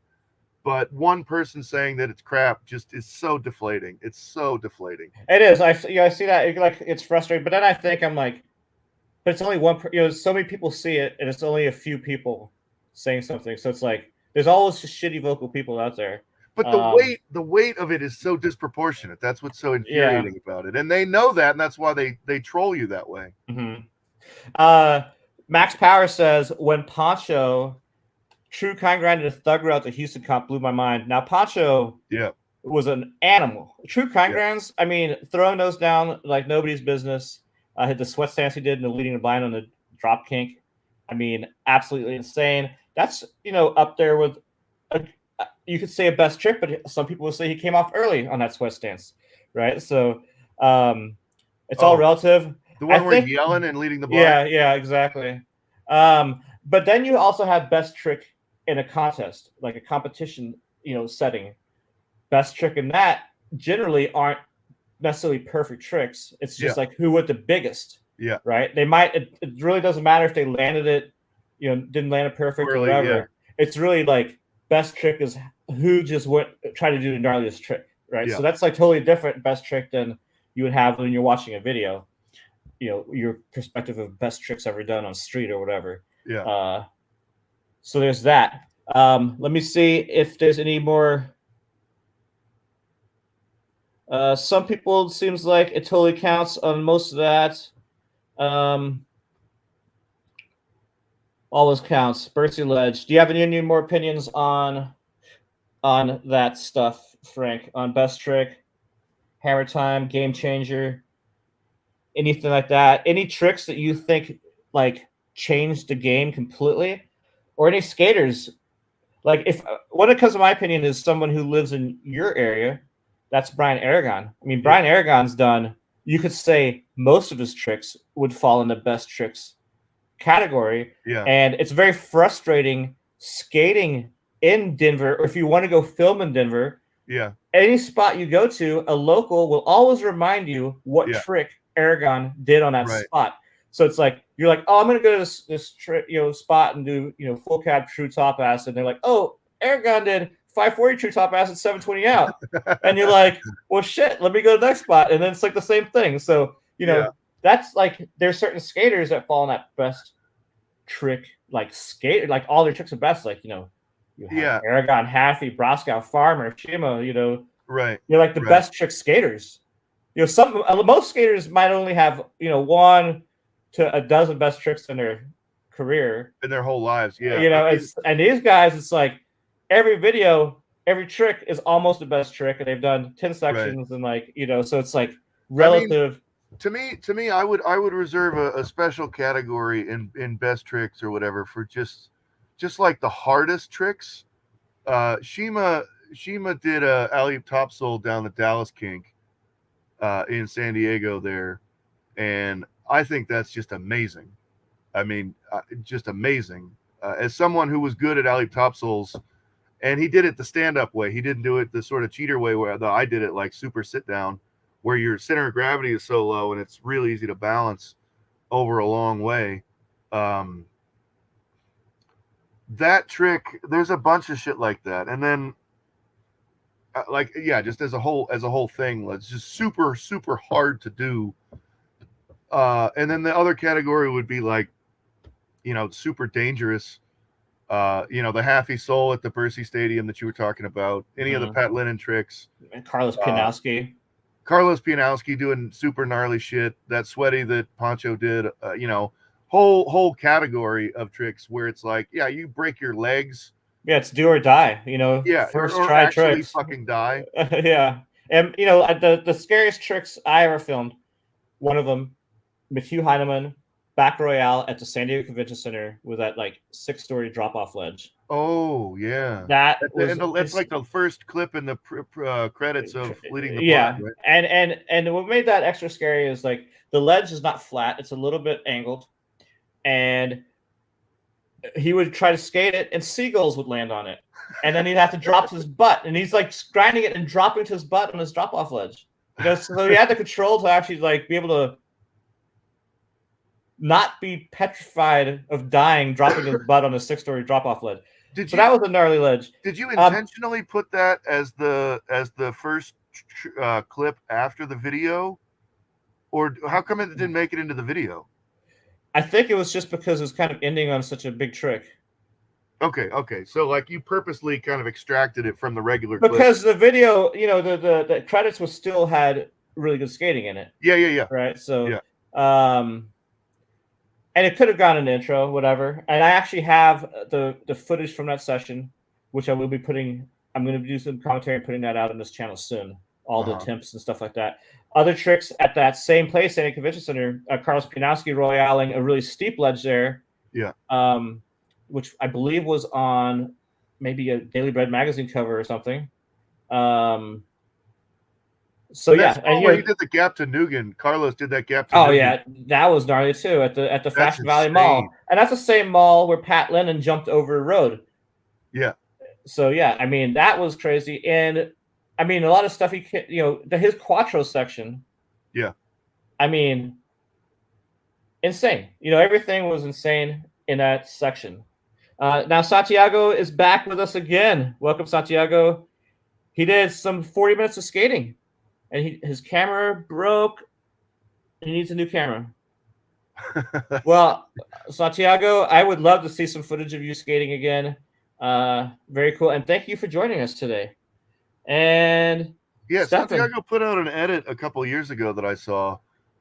He's skating like a ledge, like at a beach or something, and he did a bunch of rad tricks. I can't remember what all the tricks were, but it was dope. Santiago's section from what was that? One of the Razors videos. It had the oh god, I can't remember what video that was. I can see the section. It was all black and white. I can't remember what video it was in. Anyway, that's one of my favorite sections of all time. Sick. That's a great section. You know what I'm talking about? That, yeah, I know. I just can't remember the name of the video either. It's hard to remember those old videos. I'm pretty sure that Fritz said he skated with Santiago down there. I skated with Santiago in Boulder at the ASA in 1997. Wow. He wouldn't remember that because I was just some kid, but yeah, I met him and we stayed. He was in the hotel room next door to us at the Best Western or whatever it was. That's really cool. Yeah, he's a rad guy. Cool. Rad guy. And someone asks if intuition liners are really good. I've never skated them, but from what I've heard from everyone, is they're the best liner ever made in the history of liners. Yeah, I don't have the regular rollerblade ones. I have some ski intuition liners, and they're really nice, really high quality. They're as good as everybody say they are. That's what I would say. All right, so we want to move on to the next topic, which is similar to the last topic where we talk about best bladers, and we did that a little bit, but more as goats versus influencers. So Haffy versus Arlo, for instance, like that, or talent versus personality, like Stockwell versus Dave Payne. Now, what's your insight on goats versus influencers for best bladers? Like, if you're going to talk about best blader, most likely you're going to talk about like the greatest of all times, right? Yeah. But the greatest skaters of all times might not have been the most influential as far as maybe certain styles go and things like that. Yeah. Like, for instance, like John Elliott. John Elliott was a great skater. I wouldn't put him in his greatest skaters of all time because he didn't necessarily do all the big tricks like some of these people we just mentioned, but he was so influential because his style was so good that he inspired way more people than most of these other, hammer time skaters did. Yeah. And don't get me wrong, John did hammers, but, if we're going to go on to, tricks, he was more of a style skater. He could make a Royale or Mistral look way cooler than somebody doing 540 topsoul or something really hard, just a simple trick style wise. So for me, he would be a influencer, which also could make him a goat. I don't know. I guess it depends on how you define it. When I think goat, I would think Haffy, Feinberg, Latimer, just people who. Like Latimer is another person who crossed the lines of being influential. Yeah. A lot of people want to skate like Latimer, Sagona. There's some skaters who were really big, but no one really like Chris Haffey, for instance, one of the greatest skaters of all time. But I don't think a lot of skaters, copy his style or whatever, like they did because he didn't really have style as far as how he dressed and stuff like that, so it wasn't copying him as much. what do people think in the comments? I know Shima and Julio, those are two people, goats and influencers. They fall in both. Right. Now, there's also a lot of people that are influencers and behind the scenes, as well. You made the contributions to skating. Now, who would you put in? First of all, let's just do a top 5. Who's your top 5 goats? So let's do it this way. Okay. So I think what you've got is sort of, for lack of a better way to put it, like objectively best skaters, right? That would be one category. And a second category would be like most influential skaters. And then a third category for me would be most influential people in rollerblading. So for the skaters, my list is going to be probably Haffy. I think I love watching Haffy skates. I watching him skate, watching his sections. I think Haffy, he's probably my favorite. Latimer was really awesome to watch. He would probably be in that list. John Elliott for me. Probably John Elliott would be in the influential category. So for best, I'm gonna like Haffy, Aragon, who else? Haffy, Aragon, Chris Farmer, Alex Brosco. I don't know. Maybe that's 4. I don't know. I'm going to say my best skaters are similar. It's going to be Haffy. It's going to be basically the entire same group: Haffy, Farmer, Aragon, Broskow, and I'm going to say Matthew Heineman is going to be my top 5. Matthew Heineman, just like just the level of hammers he's done on big stuff. For influential, for me, it's going to be John Elliott being the first. Yeah. And this is going to be not necessarily influential for me, but I feel like they're influential skaters. Is going to be John Elliott, Brian Shima, Ollie Short, Micah Yeager, and probably John Julio. John Julio is very influential, so that's going to be my 5 influential. And then industry-wise, behind the scenes, people who had the biggest influence on the sport: Arlo, Chris Edwards, Dave Payne, the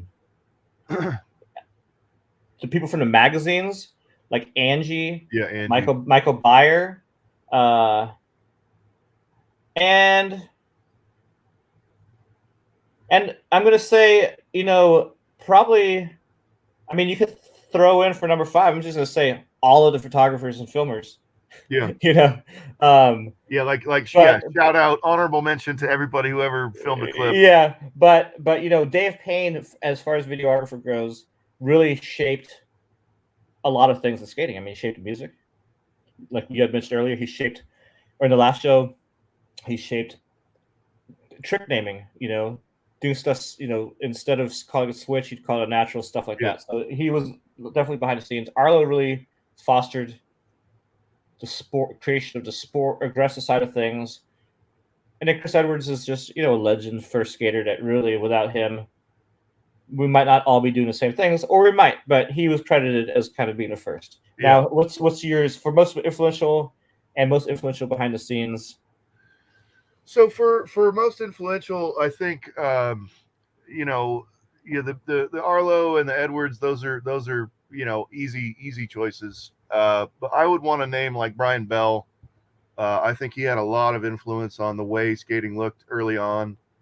He did big tricks. He did awesome tricks, backsliding, kink rails, backsliding, 30 stair handrails, big royales and soles down kink rails, transferring rails, and also the look, sort of a tall, skinny teenager kid, baggy pants, knee pads, elbow pads, whatever. Obviously no helmet, backwards cap probably most of the time. So yeah, like Brian Bell, John Elliott as like a just a style king. I think we're gonna have a lot of American bias. There's a lot of dudes who were not American who made really important contributions. I want to interject. Australians and the Japanese guys too. Yeah, I want to. When it goes to goats, I'm gonna add one. It's gonna, and we're talking about Europe. Goats. Okay, I think another category should be people greatest of all time who never quit skating. We talk about somebody's goats quit skating. Right. I think one of the greatest of all time, of the people we said were goats, obviously Farmer and Broskow still skate. Yeah. One that we didn't mention is his name was just on my head. I lost it. From Holland, Sven Buchhurst. Oh, Sven. Yeah, Sven is amazing. And we're talking about one of the best street skaters, one of the best park skaters, that one of the Cork best competition 720 skaters. That you get off the launch ramp into the huge bank at a convention center somewhere in Europe and in Holland or wherever. That was amazing. And Remy, he's like 40. And Remy, who's in this chat, made a lot of those videos of him for Rollerblade. Yeah. I mean, and they're gnarly. I mean, in his 30s, 40s, he's just. I mean, he's probably up there. He's definitely in the top 5 of best skaters. Sven should be in that list too. Absolutely. And that is a good list. The people who are still skating, Cuts, Aaron Feinberg, and a million other people right out the list. If you're not still going on the Blade chat with Jan or whatever, I think you can do goats. Like goats should be reserved for people still skating, and then you can do best skaters who quit. Yeah. That's good. One person that was mentioned as someone that people liked was Zamora. Oh yeah. And and when we get to vert, vert's something that I never did. I mean, they had the vert ramp at Inlet. I never skated it. After watching Jared knock himself unconscious, I was like, Yeah. But Canada is a vert skater, so obviously there's going to be some inspiration to Zamora. And he's, I'm not sure if he still skates. I know he's involved. He watches some of these shows and stuff like that. So I wasn't sure what to put him in. Then you also have skaters who were the greatest, or in that category, did quit for a long time, and then came back and are skating as good or better. Now, 2 people that come to mind with that is Mark Voidja, and Chad Hornish. Chad quit for 6-7 years, and he came back 5 times better than he was before he quit. Yeah. And he's definitely falls into a different category. That's an interesting kind of survivor bias that we have. Those of us who have been around in one way or another the whole time versus those who just completely vanished, it seems, and then came back. I don't know. I'd be curious to talk to some of those guys and find out, when they drive around to the grocery store, do they still look for spots? Because, I did that, and lots of people do that. You're not going to go skate a giant kink rail, but your eyes, your brain, it just constantly is on the lookout for new ledge spots, new gaps, new stair, new rails, whatever. Well, I feel that people, even someone who quit skating in, the early 2000s or whatever, some of them just completely abandoned their history of being a blader, but a lot of people might have not skated for 20 years, but they still consider themselves a rollerblader. Yeah. Corey Casey is a great example. He quit skating a long time ago, but he's always considered himself a rollerblader. Yeah. Even though he hadn't skated 20 years. So, but that's not true for everyone who's quit. Right. But so, it's just, there's so many different ways, people have approached post skating or whatever throughout the years. Yeah. So then to go back to the other category, I wrote an article. It was like a listicle, and I did it for one magazine 10 years ago or so, and it was like top 10 most influential people in rollerblading who weren't rollerbladers. And you've got all kinds of crazy people on that list. You've got there was a chemist who worked at DuPont who invented plastic. Rollerblading would be nowhere without plastic. Leonardo da Vinci 4 or 5 centuries ago invented bearings. We'd be nowhere without bearings. The guy who invented urethane, all those kinds of material products that you couldn't really have rollerblading without.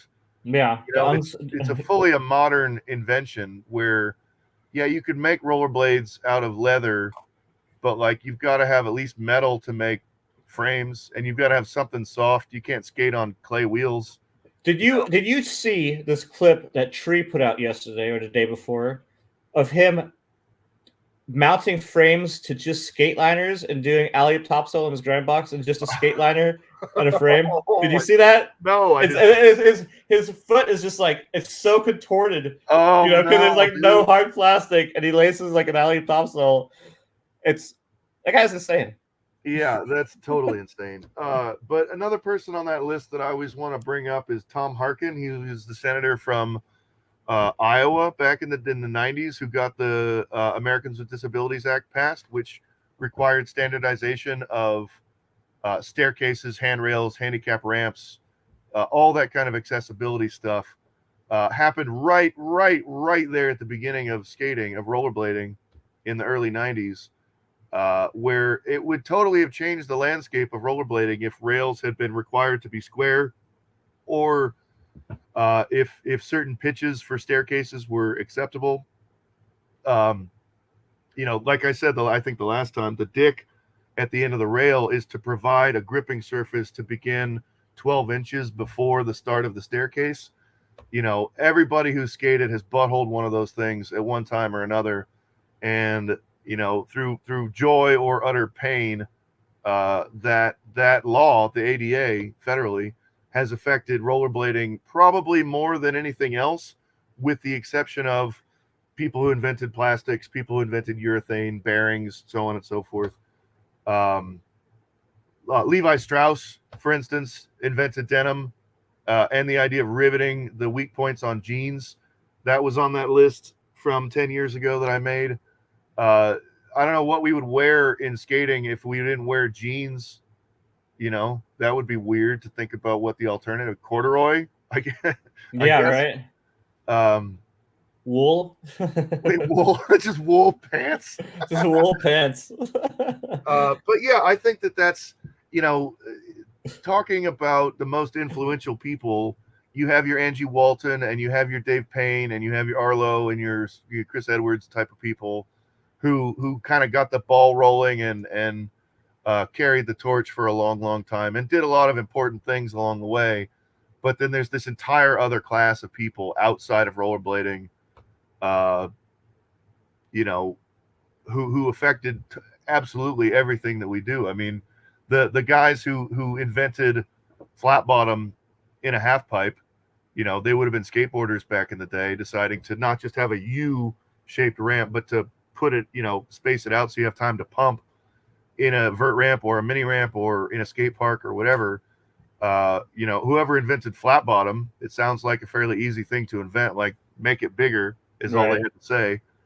But it still matters, nothing that happens on vert would ever have happened without flat bottom. Mm-hmm. I mean, there's no way that you could get high enough to do any tricks that are worth applauding without that space, to pump twice, pump once going down and once going up. I mean, that's things that have changed too. What's most influential or who's most influential? We talked about mainly people at the beginning of the sport.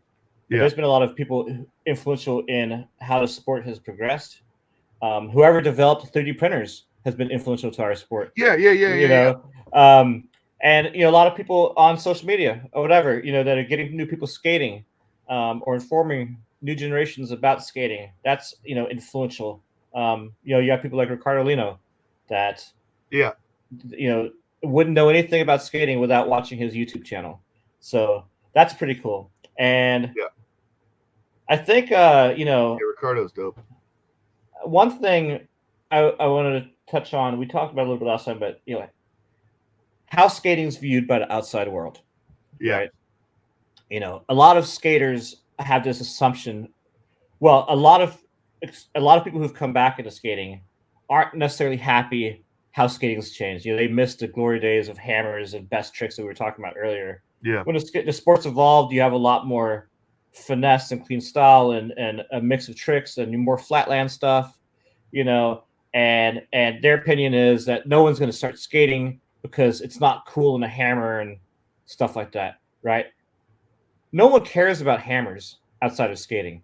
All they see is you're gonna die, you know, or like that's dangerous. That doesn't look fun. No one outside of skating is gonna watch any of these tricks we talked about. Chris Haffey jumping on ledge, you know, versus Pat Lennon jumping off the roof or through the hole. No one's gonna look at that outside of skating and be like, "Oh, I want to do that." Nobody wants to do that. You know, it's just like they're like, "Oh, that looks dangerous," or "That's stupid." You know, I post on these on Facebook Shorts all these really gnarly videos, and I realized with how the views are and what people comment, most people don't think it's cool. Instead, somebody posts footage of them skating downstairs or skating on a street through people with, you know, light up wheels. People love that because that's like something they can do. They're like, "Oh, that looks fun. I can do that." So the concept of people in aggressive skating thinking that you have to go big and show big tricks for people to get in the sport is completely off, in my opinion. People want to see things that they can do. That's why all these wizard skating type of videos have gotten so popular online, because people are like, "I can do that. It looks fun." They draw inspiration from it. So I think, and that's what's helping the sport grow. So I'm going to be completely disagree with people who think that's ruining skating, which you hear people saying quite a bit, that, you know, this new style skating is bad for sport. No, I think it's the only reason the sport is continuing to grow is because it's more accessible to people out there. Yeah, that's interesting. The idea that showing skating as something that's accessible, as a driver for bringing new people in to the activity, that's, I mean, I think the proof is in the pudding, where it seems like it's worked. You know, more people have, you know, seen, like you're saying, smaller time stuff. That's interesting. I mean, when I look back at the kinds of things that I would have seen that would have made me say to myself, I want to do shit like that. It would have been videos like Dare to Air and The Bottom Line and stuff like that, where dudes were grinding on handrails. I mean, you don't necessarily have to be doing fakey 540 topsoul down a handrail to be grinding handrails and having fun. And I don't know, when you think about influential videos like we were talking about the last time, that makes me wonder about a video like Leading the Blind. If it was like too good, too stunts, too intense, that it actually like hurt rollerblading. Well, we talked about that earlier. Yeah. And on the last show, not earlier, but you know, I know for a fact that a lot of skaters quit because they couldn't do the tricks they saw in videos. Yeah. You know, they were trying them, they couldn't do them, they got frustrated and they quit. And, you know, a lot of pros quit because there was the joy in skating wasn't there. You know, I mentioned like skateboarders at that period that we knew, they could go to a parking lot, skate a curb for 6 hours and have a blast. And rollerbladers could do that. They had to go just film some gnarly stuff and, you know, maybe hurt themselves pretty badly. And people saw that videos and tried to copy it and couldn't achieve that, you know. And there was like no attainable tricks you saw videos. You know, everything was a hammer. Everything was hard. I've said elsewhere that I credit, and you might have a different view on this than me, but I credit Sean Santamaria and Micah Yeager with kind of bringing the 9-stair rail back into popularity. There may have been other people who were part of that train, but it's interesting. I mean, the idea of skating a 9-stair for me for so long, once I got to the point where I could skate something bigger than that, I would never have wanted to go back to skating something as small as a 9-stair. But for a lot of people, you know, a 9-stair rail in a skate park is like, that's plenty. Let's sit there and session this thing and let's do, you know, 20, 30, 40 tricks on this and have a blast. The same way that we all have those, you know, like in the Austin sessions back in the day, we'd play games of skate and games of horse and blade and whatever on those little ledges, and everybody would be having hilarious fun, you know? Mm-hmm. So to me, there's still kind of an open question about what I mean, one of the reasons why I always did box sessions is because no matter who you are, everybody's going to have fun skating a box. Yeah, box sessions are great. And I feel that's also the same with skate parks. And, today there's so many skate parks everywhere. Right. And a lot of people getting into skating today will only ever skate a skate park. They're not going to go to street skating. And a skate park doesn't have, there's skate parks with big stuff, but, it's a different type of skating. It's a safer skating. So, skating's changing that way. So you're going to be doing different. Your creativity is going to change. Watching like wizard skating stuff, you could take some of those tricks to, aggressive at the skate park or whatever. So I think the skating is different because for us, there was no parks. You had a skate street. Yeah. You're forced to skate street, and everyone was skating street, and there, was a lot of parks. If Austin had as many parks back then as it does now, it might have changed how, we approach skating back then. Yeah, it would be all skate park. I think of all the different things that you could think of to name, sort of what defines a rollerblader. I've never met any rollerblader who wouldn't want to go to a box session. It's like, if you don't like a box session, you're not a rollerblader. Real street, big rails, stunts, hammers, whatever. Everybody, whether you're Haffy or Cesar Mora or me or you, everybody likes grinding to some extent. And that's who it's at the core of who we are. To me, it's like at the most central. So I think that, like my own experience has been, the number one thing anybody could ever do to build community in rollerblading would be to have box sessions. And that was big. You put it in the back of a pickup, you bring it to the same park every day of the week, every Sunday morning at 8 a.m. or whatever time of day. I think a box session is so central to community. And despite the fact that there are thousands of skate parks now that we never had growing up, there's still none of them have just a standard box. Well, the other thing about the box session too is you go to a skate park, it has all the people there. It's busy. When you have a box session, you take it to a place that's not busy, and it's just you and your friends. Yeah, and your closest 50 homeboys. And that's how it was in Austin. You created a really cool thing with the box sessions where we would have anywhere between 20 to like 60 people, every week. Yeah. Skating this box. And then you did that same thing in Denver for a while. And it also helped that the box was absolutely incredible. Yeah. This box you built had risers on it. The risers had banks that the only person who really utilized that was Mick. But I utilized it a lot by fucking tripping over him and falling on my back. But yeah, that box is really good. I want to Sean Michelson caught back up in the chat. He was lagging behind watching this, and he answers your questions you had. The Rossi's Bio Max Cuff, which the draws were the only aggressive skate. The Rossi's Bio Max Cuff, which the draws were the only aggressive skate. If there's that ever had the Bio Max Cuffs, the cuff bolts are asymmetrical instead of just straight through like every other skate. Oh, okay. So the inside and the outside are a different elevation, so you bend it differently. That's cool. The Oxygens were like that too. They were asymmetrically in elevation. The cuff moves in the direction your leg naturally moves, so less fatigue, more power transfer. Plus, the liner was a two-piece design. Oh, interesting. Like a shadow. Interesting. I think Rossi's has had some neat ideas over the years, and the same thing with Kaiser, where I'd really like to see those guys iterate those ideas more, so that they can, break the kinks out of them and get more functional designs. Yeah, that's interesting. That's a really interesting idea. So, and then he says, just was curious, since he has ideas of what cuff design could be. I've been tinkering with cuff designs for a while. Definitely think it's a neglected part of skate design. And that's how you always felt with that. Yeah, that is how I felt. Cuffs were totally overlooked. I mean, and it just sucks because so many people go for like color. I want the blue ones. I want the red ones. I want the green ones. I want the black ones. Like, you're making them fucking pink. I don't give a shit. Just make it better. Try stuff, see what works, see what doesn't work, see what works for certain people, see what is a disaster for certain people.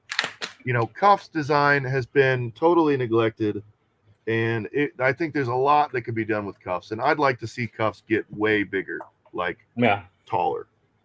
I'd like to see you draw some things out. Now, we have one more topic, and it's going to be a short one because we're almost at a 2-hour mark. All right. and I like to keep it about 2 hours. And that's just we're going to talk about what our favorite skates have been in our okay, career.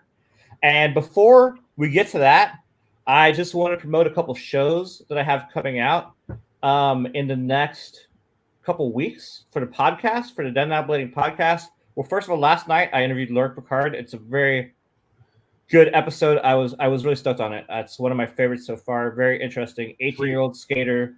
Hearing him talk was really cool. So check that out on the channel. On Monday, I'm going to be interviewing Michael Martino at Monday, October 17th at 5 p.m. Pacific Standard Time, 8 p.m. Eastern Standard Time. So that'll be an interesting show with Michael. We'll talk about everything he's doing out there in California with Rashard Johnson and his history in the sport. And on Monday, October 24th, I'll be talking to Robert Guerrero again at 5 p.m. Again, 8 p.m. Eastern Standard Time. And the Monday after that is going to be Halloween, so I'm going to do a different special, which I haven't figured out yet. But the following Monday, November 7th, will be Jason Howard at the same time slot, 5 p.m. PST, 8 p.m. Eastern Standard Time. So I'm going to try to have 3 of the podcasts be on Monday nights every month, and one is going to be a daytime one where I can throw in an international skater. So I'll figure out what day is going to be good for that. So, but expect podcasts generally on Monday nights moving into the future of this channel. So for skates, I'll let you start on this one, Frank. Like, what were your favorite skates through your career, and what was the first skate you had that you were really like a huge fan of? Okay, so real quick before I forget, number one, we totally neglected to mention Jason or Rob G as GOATs in the prior conversation. Both of those guys would easily be candidates in my mind for GOATs. Having said that, I agree with that. Go to this topic, which is skates. The Tarmacs, I had Bauer F3s back in the day, and they weren't what they needed to be. And I had Tarmacs, and they were fine the same way that everybody else was limited to the same standard. I had, let's see, the first pair of skates that I ever had that I thought were just totally amazing, game changer, anything, was the Argons, the Oxygen 1.1s. Those totally transformed my skating, and they were amazing skates. They were well designed, they were well built, they were durable, they had replaceable parts, they had durable parts like metal sliders and metal buckles. The lace closure system was well ahead of its time. There was never heel lift in those skates. The cuff was high but flexed. It actually was in a slot, and that was super cool. Those skates kind of got left behind, number one, because Oxygen quit making skates, and 2, because it didn't have a sole plate. Mm-hmm. That was like the last generation before sole plates, at least in my mind. So those were huge for me. All Razors I skated obviously forever. The super, when the flats came out, I thought that was a total game changer. To have a sole plate with an integrated Royale plate that you could change. And then once they made them black, that got better, because black skates are better than colored skates. Plus those blue dye was, it got this like puke green color after too long. And it didn't really matter to me because I was going through like a pair of skates a month.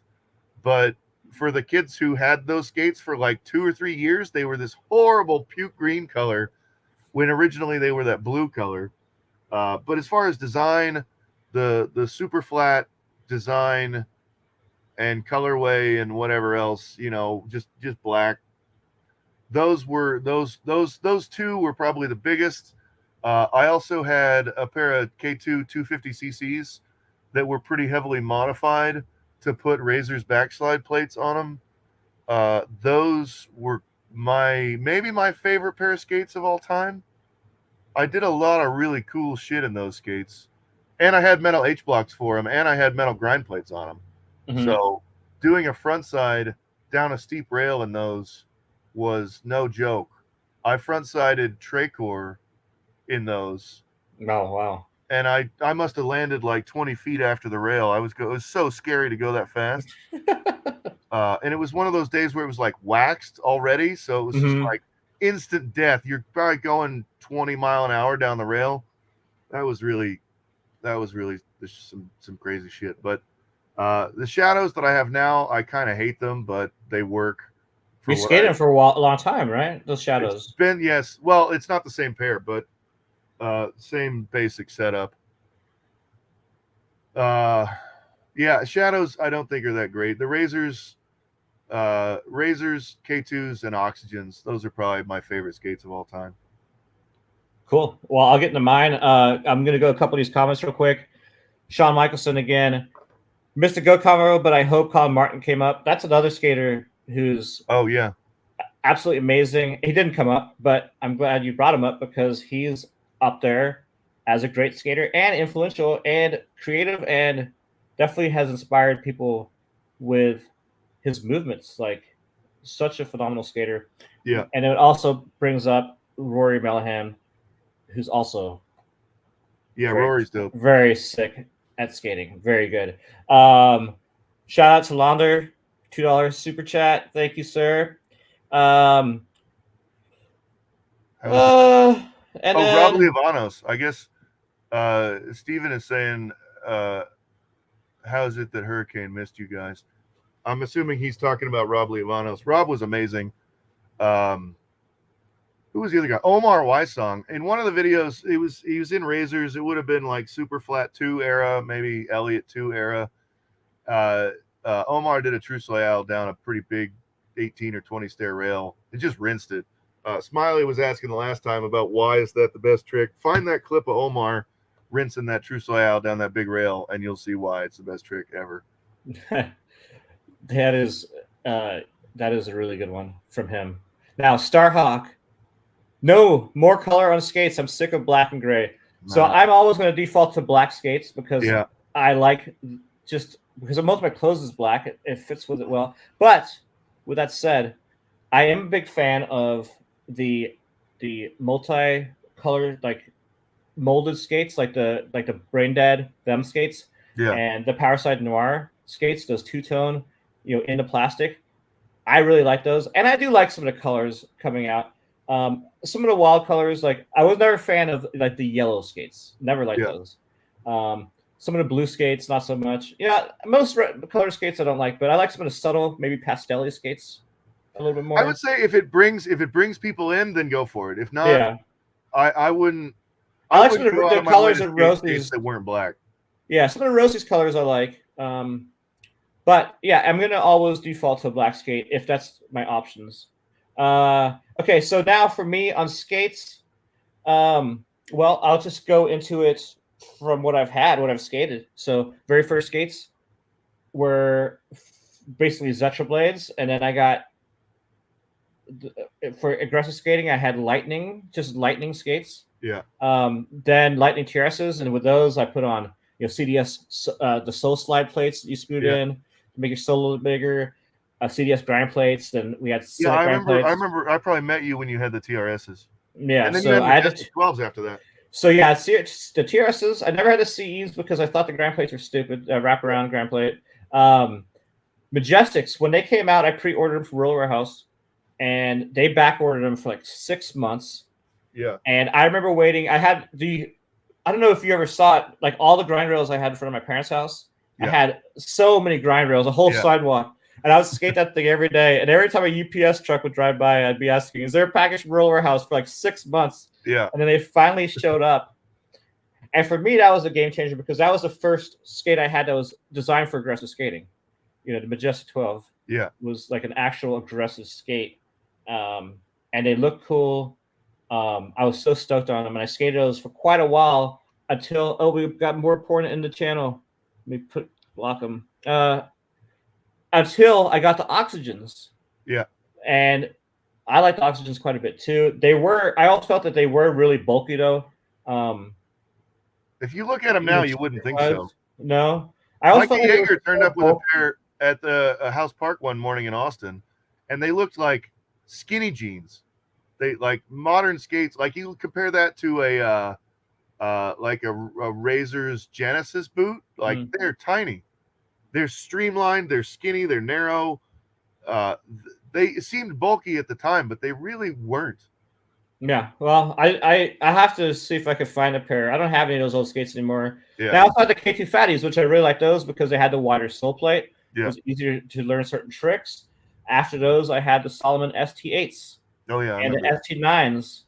I skated those, and then once I started living in San Diego, I was skating Razors pretty much until we started NIM, Yeah. and then I was on NIM.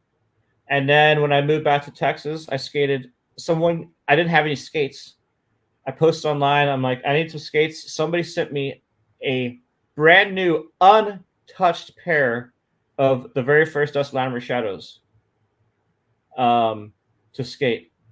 So I skated those. I don't know if you remember. That's what I was skating at the skate park with you when I first moved to Austin. I had those brand new Dust Latimer Shadows. Oh wow, I don't remember. I just remember you in either NIMS or Razors. Yeah, I Oh, had the Dust Latimer Shadows. I had the Dust Latimer Shadows, and then I got a pair of Colts from Keith.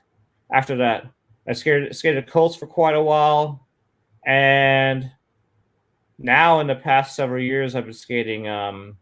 Well, when I moved to Vermont, I skated Colts, but then I've been skating like Icon and the Aeons and all sorts of skates, just because I've been getting more with this channel. But if I go back to the skates I skated most, that I liked the most in my career, I'm going to say my favorite skates right now is probably the AG20s for aggressive skating. Uh-huh. And I also like those blank rollerblade skate, which I just got. Oh yeah, yeah. But before that, it would have been probably the ST8s. Yeah. And the Razor Colts, just because I've skated Razor Colts for so long. Yeah. And the only thing I've always hated about Razors, and absolutely hated, is the liners. The liners suck. Yeah.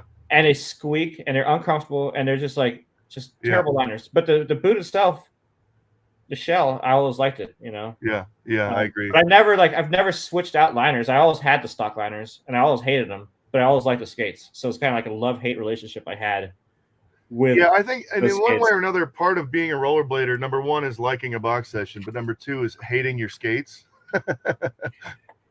One thing I've always wondered, like, I mean, there's so much R&D that can be done in skating because we've had so many skates come out, you know, over the past 30 years. And you have a lot of skates coming out today, which are like almost a perfect skate. Yeah. But every one of them still has something wrong with them. Yeah. You know, there's still like aesthetically something wrong, functionally something wrong. And they're like almost perfect, but they're not. Yeah. And I don't understand why they have yet to come out. Hasn't been yet the perfect skate. I mean, straight out of the box, the perfect skate. I don't think it exists, in my opinion. There's always going to be something wrong with it. Well, I mean, everybody's so different. I mean, the biggest problem that I have is that I'm in between sizes. So, like, when you've got shells and you're limited by plastic, you know, manufacturing, where you've got to pay huge amounts of money to get new molds made in every size, no one's going to make a plastic boot that fits an 11.5 foot. You know? So but even if cram into a 10-11 or swim in the ocean of a 12-13. You know, which it sucks. I mean, some examples would be you skate like a brand, you skate their skates, a size you buy always fits. Then you buy a different skate from them, and it's too small. Yeah. Right. But it's like everything else about it's perfect, but then the fit's wrong. You know. Yeah. Or like the Icon AG10 and AG20, like it's a perfect looking skate, yet the sole plate doesn't fit on there good. You know, it's got the big gap. It's like such a you know, if that would have been done properly, it would have been the perfect skate. Yeah. You know? But for some reason, it's like everything's just off. It's always off by one thing to make it right. Skate. Yeah, you never get it all. I mean, for my money, the closest thing for in their respective time, the Oxygen back in the day, I would have called that a perfect skate. That was pre-UFS, but at the time, I didn't have any complaints about the skate at all. Other than I wish the H block was more durable. But the Oxygen Argon 1.1, that was at the time what I would have considered a perfect skate. And then the K2 250cc, that was close to a perfect skate too, but I had to modify the shit out of that to get what I wanted. So maybe modification, Jan, is the only way to get your perfect skate, whether it's changing the liner or Frankensteining, 3 different brands of stuff together. I don't know. But yeah, you can't win. You never win. You never get 100% of what you want. Yeah, well, someday, hopefully, before I switch fully to big wheel blading. Yeah, right. So that's all the topics I have. I don't know if you want to touch on anything else, Frank, or if we should save it for a future episode. I know you're going to start your new job on Monday, but hopefully we can maybe do a weekend show sometime or a holiday show. Yeah, this has been catching up has been a lot of fun. Let's for sure do it again. I don't necessarily have anything to bring up now, but there's plenty that can come up between now and the next time we podcast, or record, whatever. So if you're watching this show in a live chat or not in live chat, post in the comments below any topics you want to hear me and Frank talk about for the next time we get together, and I'll make sure and pass those on to Frank, and we can talk about them and brainstorm and bring another show to you all here on the Done Now Blading YouTube channel with Let's Talk Rollerblading. I really want to thank everyone for joining us live. If you enjoyed this video, make sure to hit the like button. Subscribe to this channel if you haven't already. Hit the bell icon to be notified of all new uploads. Leave any comments you have, again, in the comment section. I have links to my social media in the description below. Facebook, Twitter, Instagram. I have a Patreon page. Frank wants to say something. Yeah, just thanks, everybody. Thanks for tuning in. Thanks for listening. Thanks for spending a couple hours with us. Hope everybody has a good day. We'll see you soon. Yeah, so, again, on Monday is going to be Mike Martino on the podcast, 8 p.m. Check it out. Robert Guerrero, Jason Howard after that. So I'd like to thank everybody again for joining us. We will see you next time here on the Dead and Out Blading YouTube channel.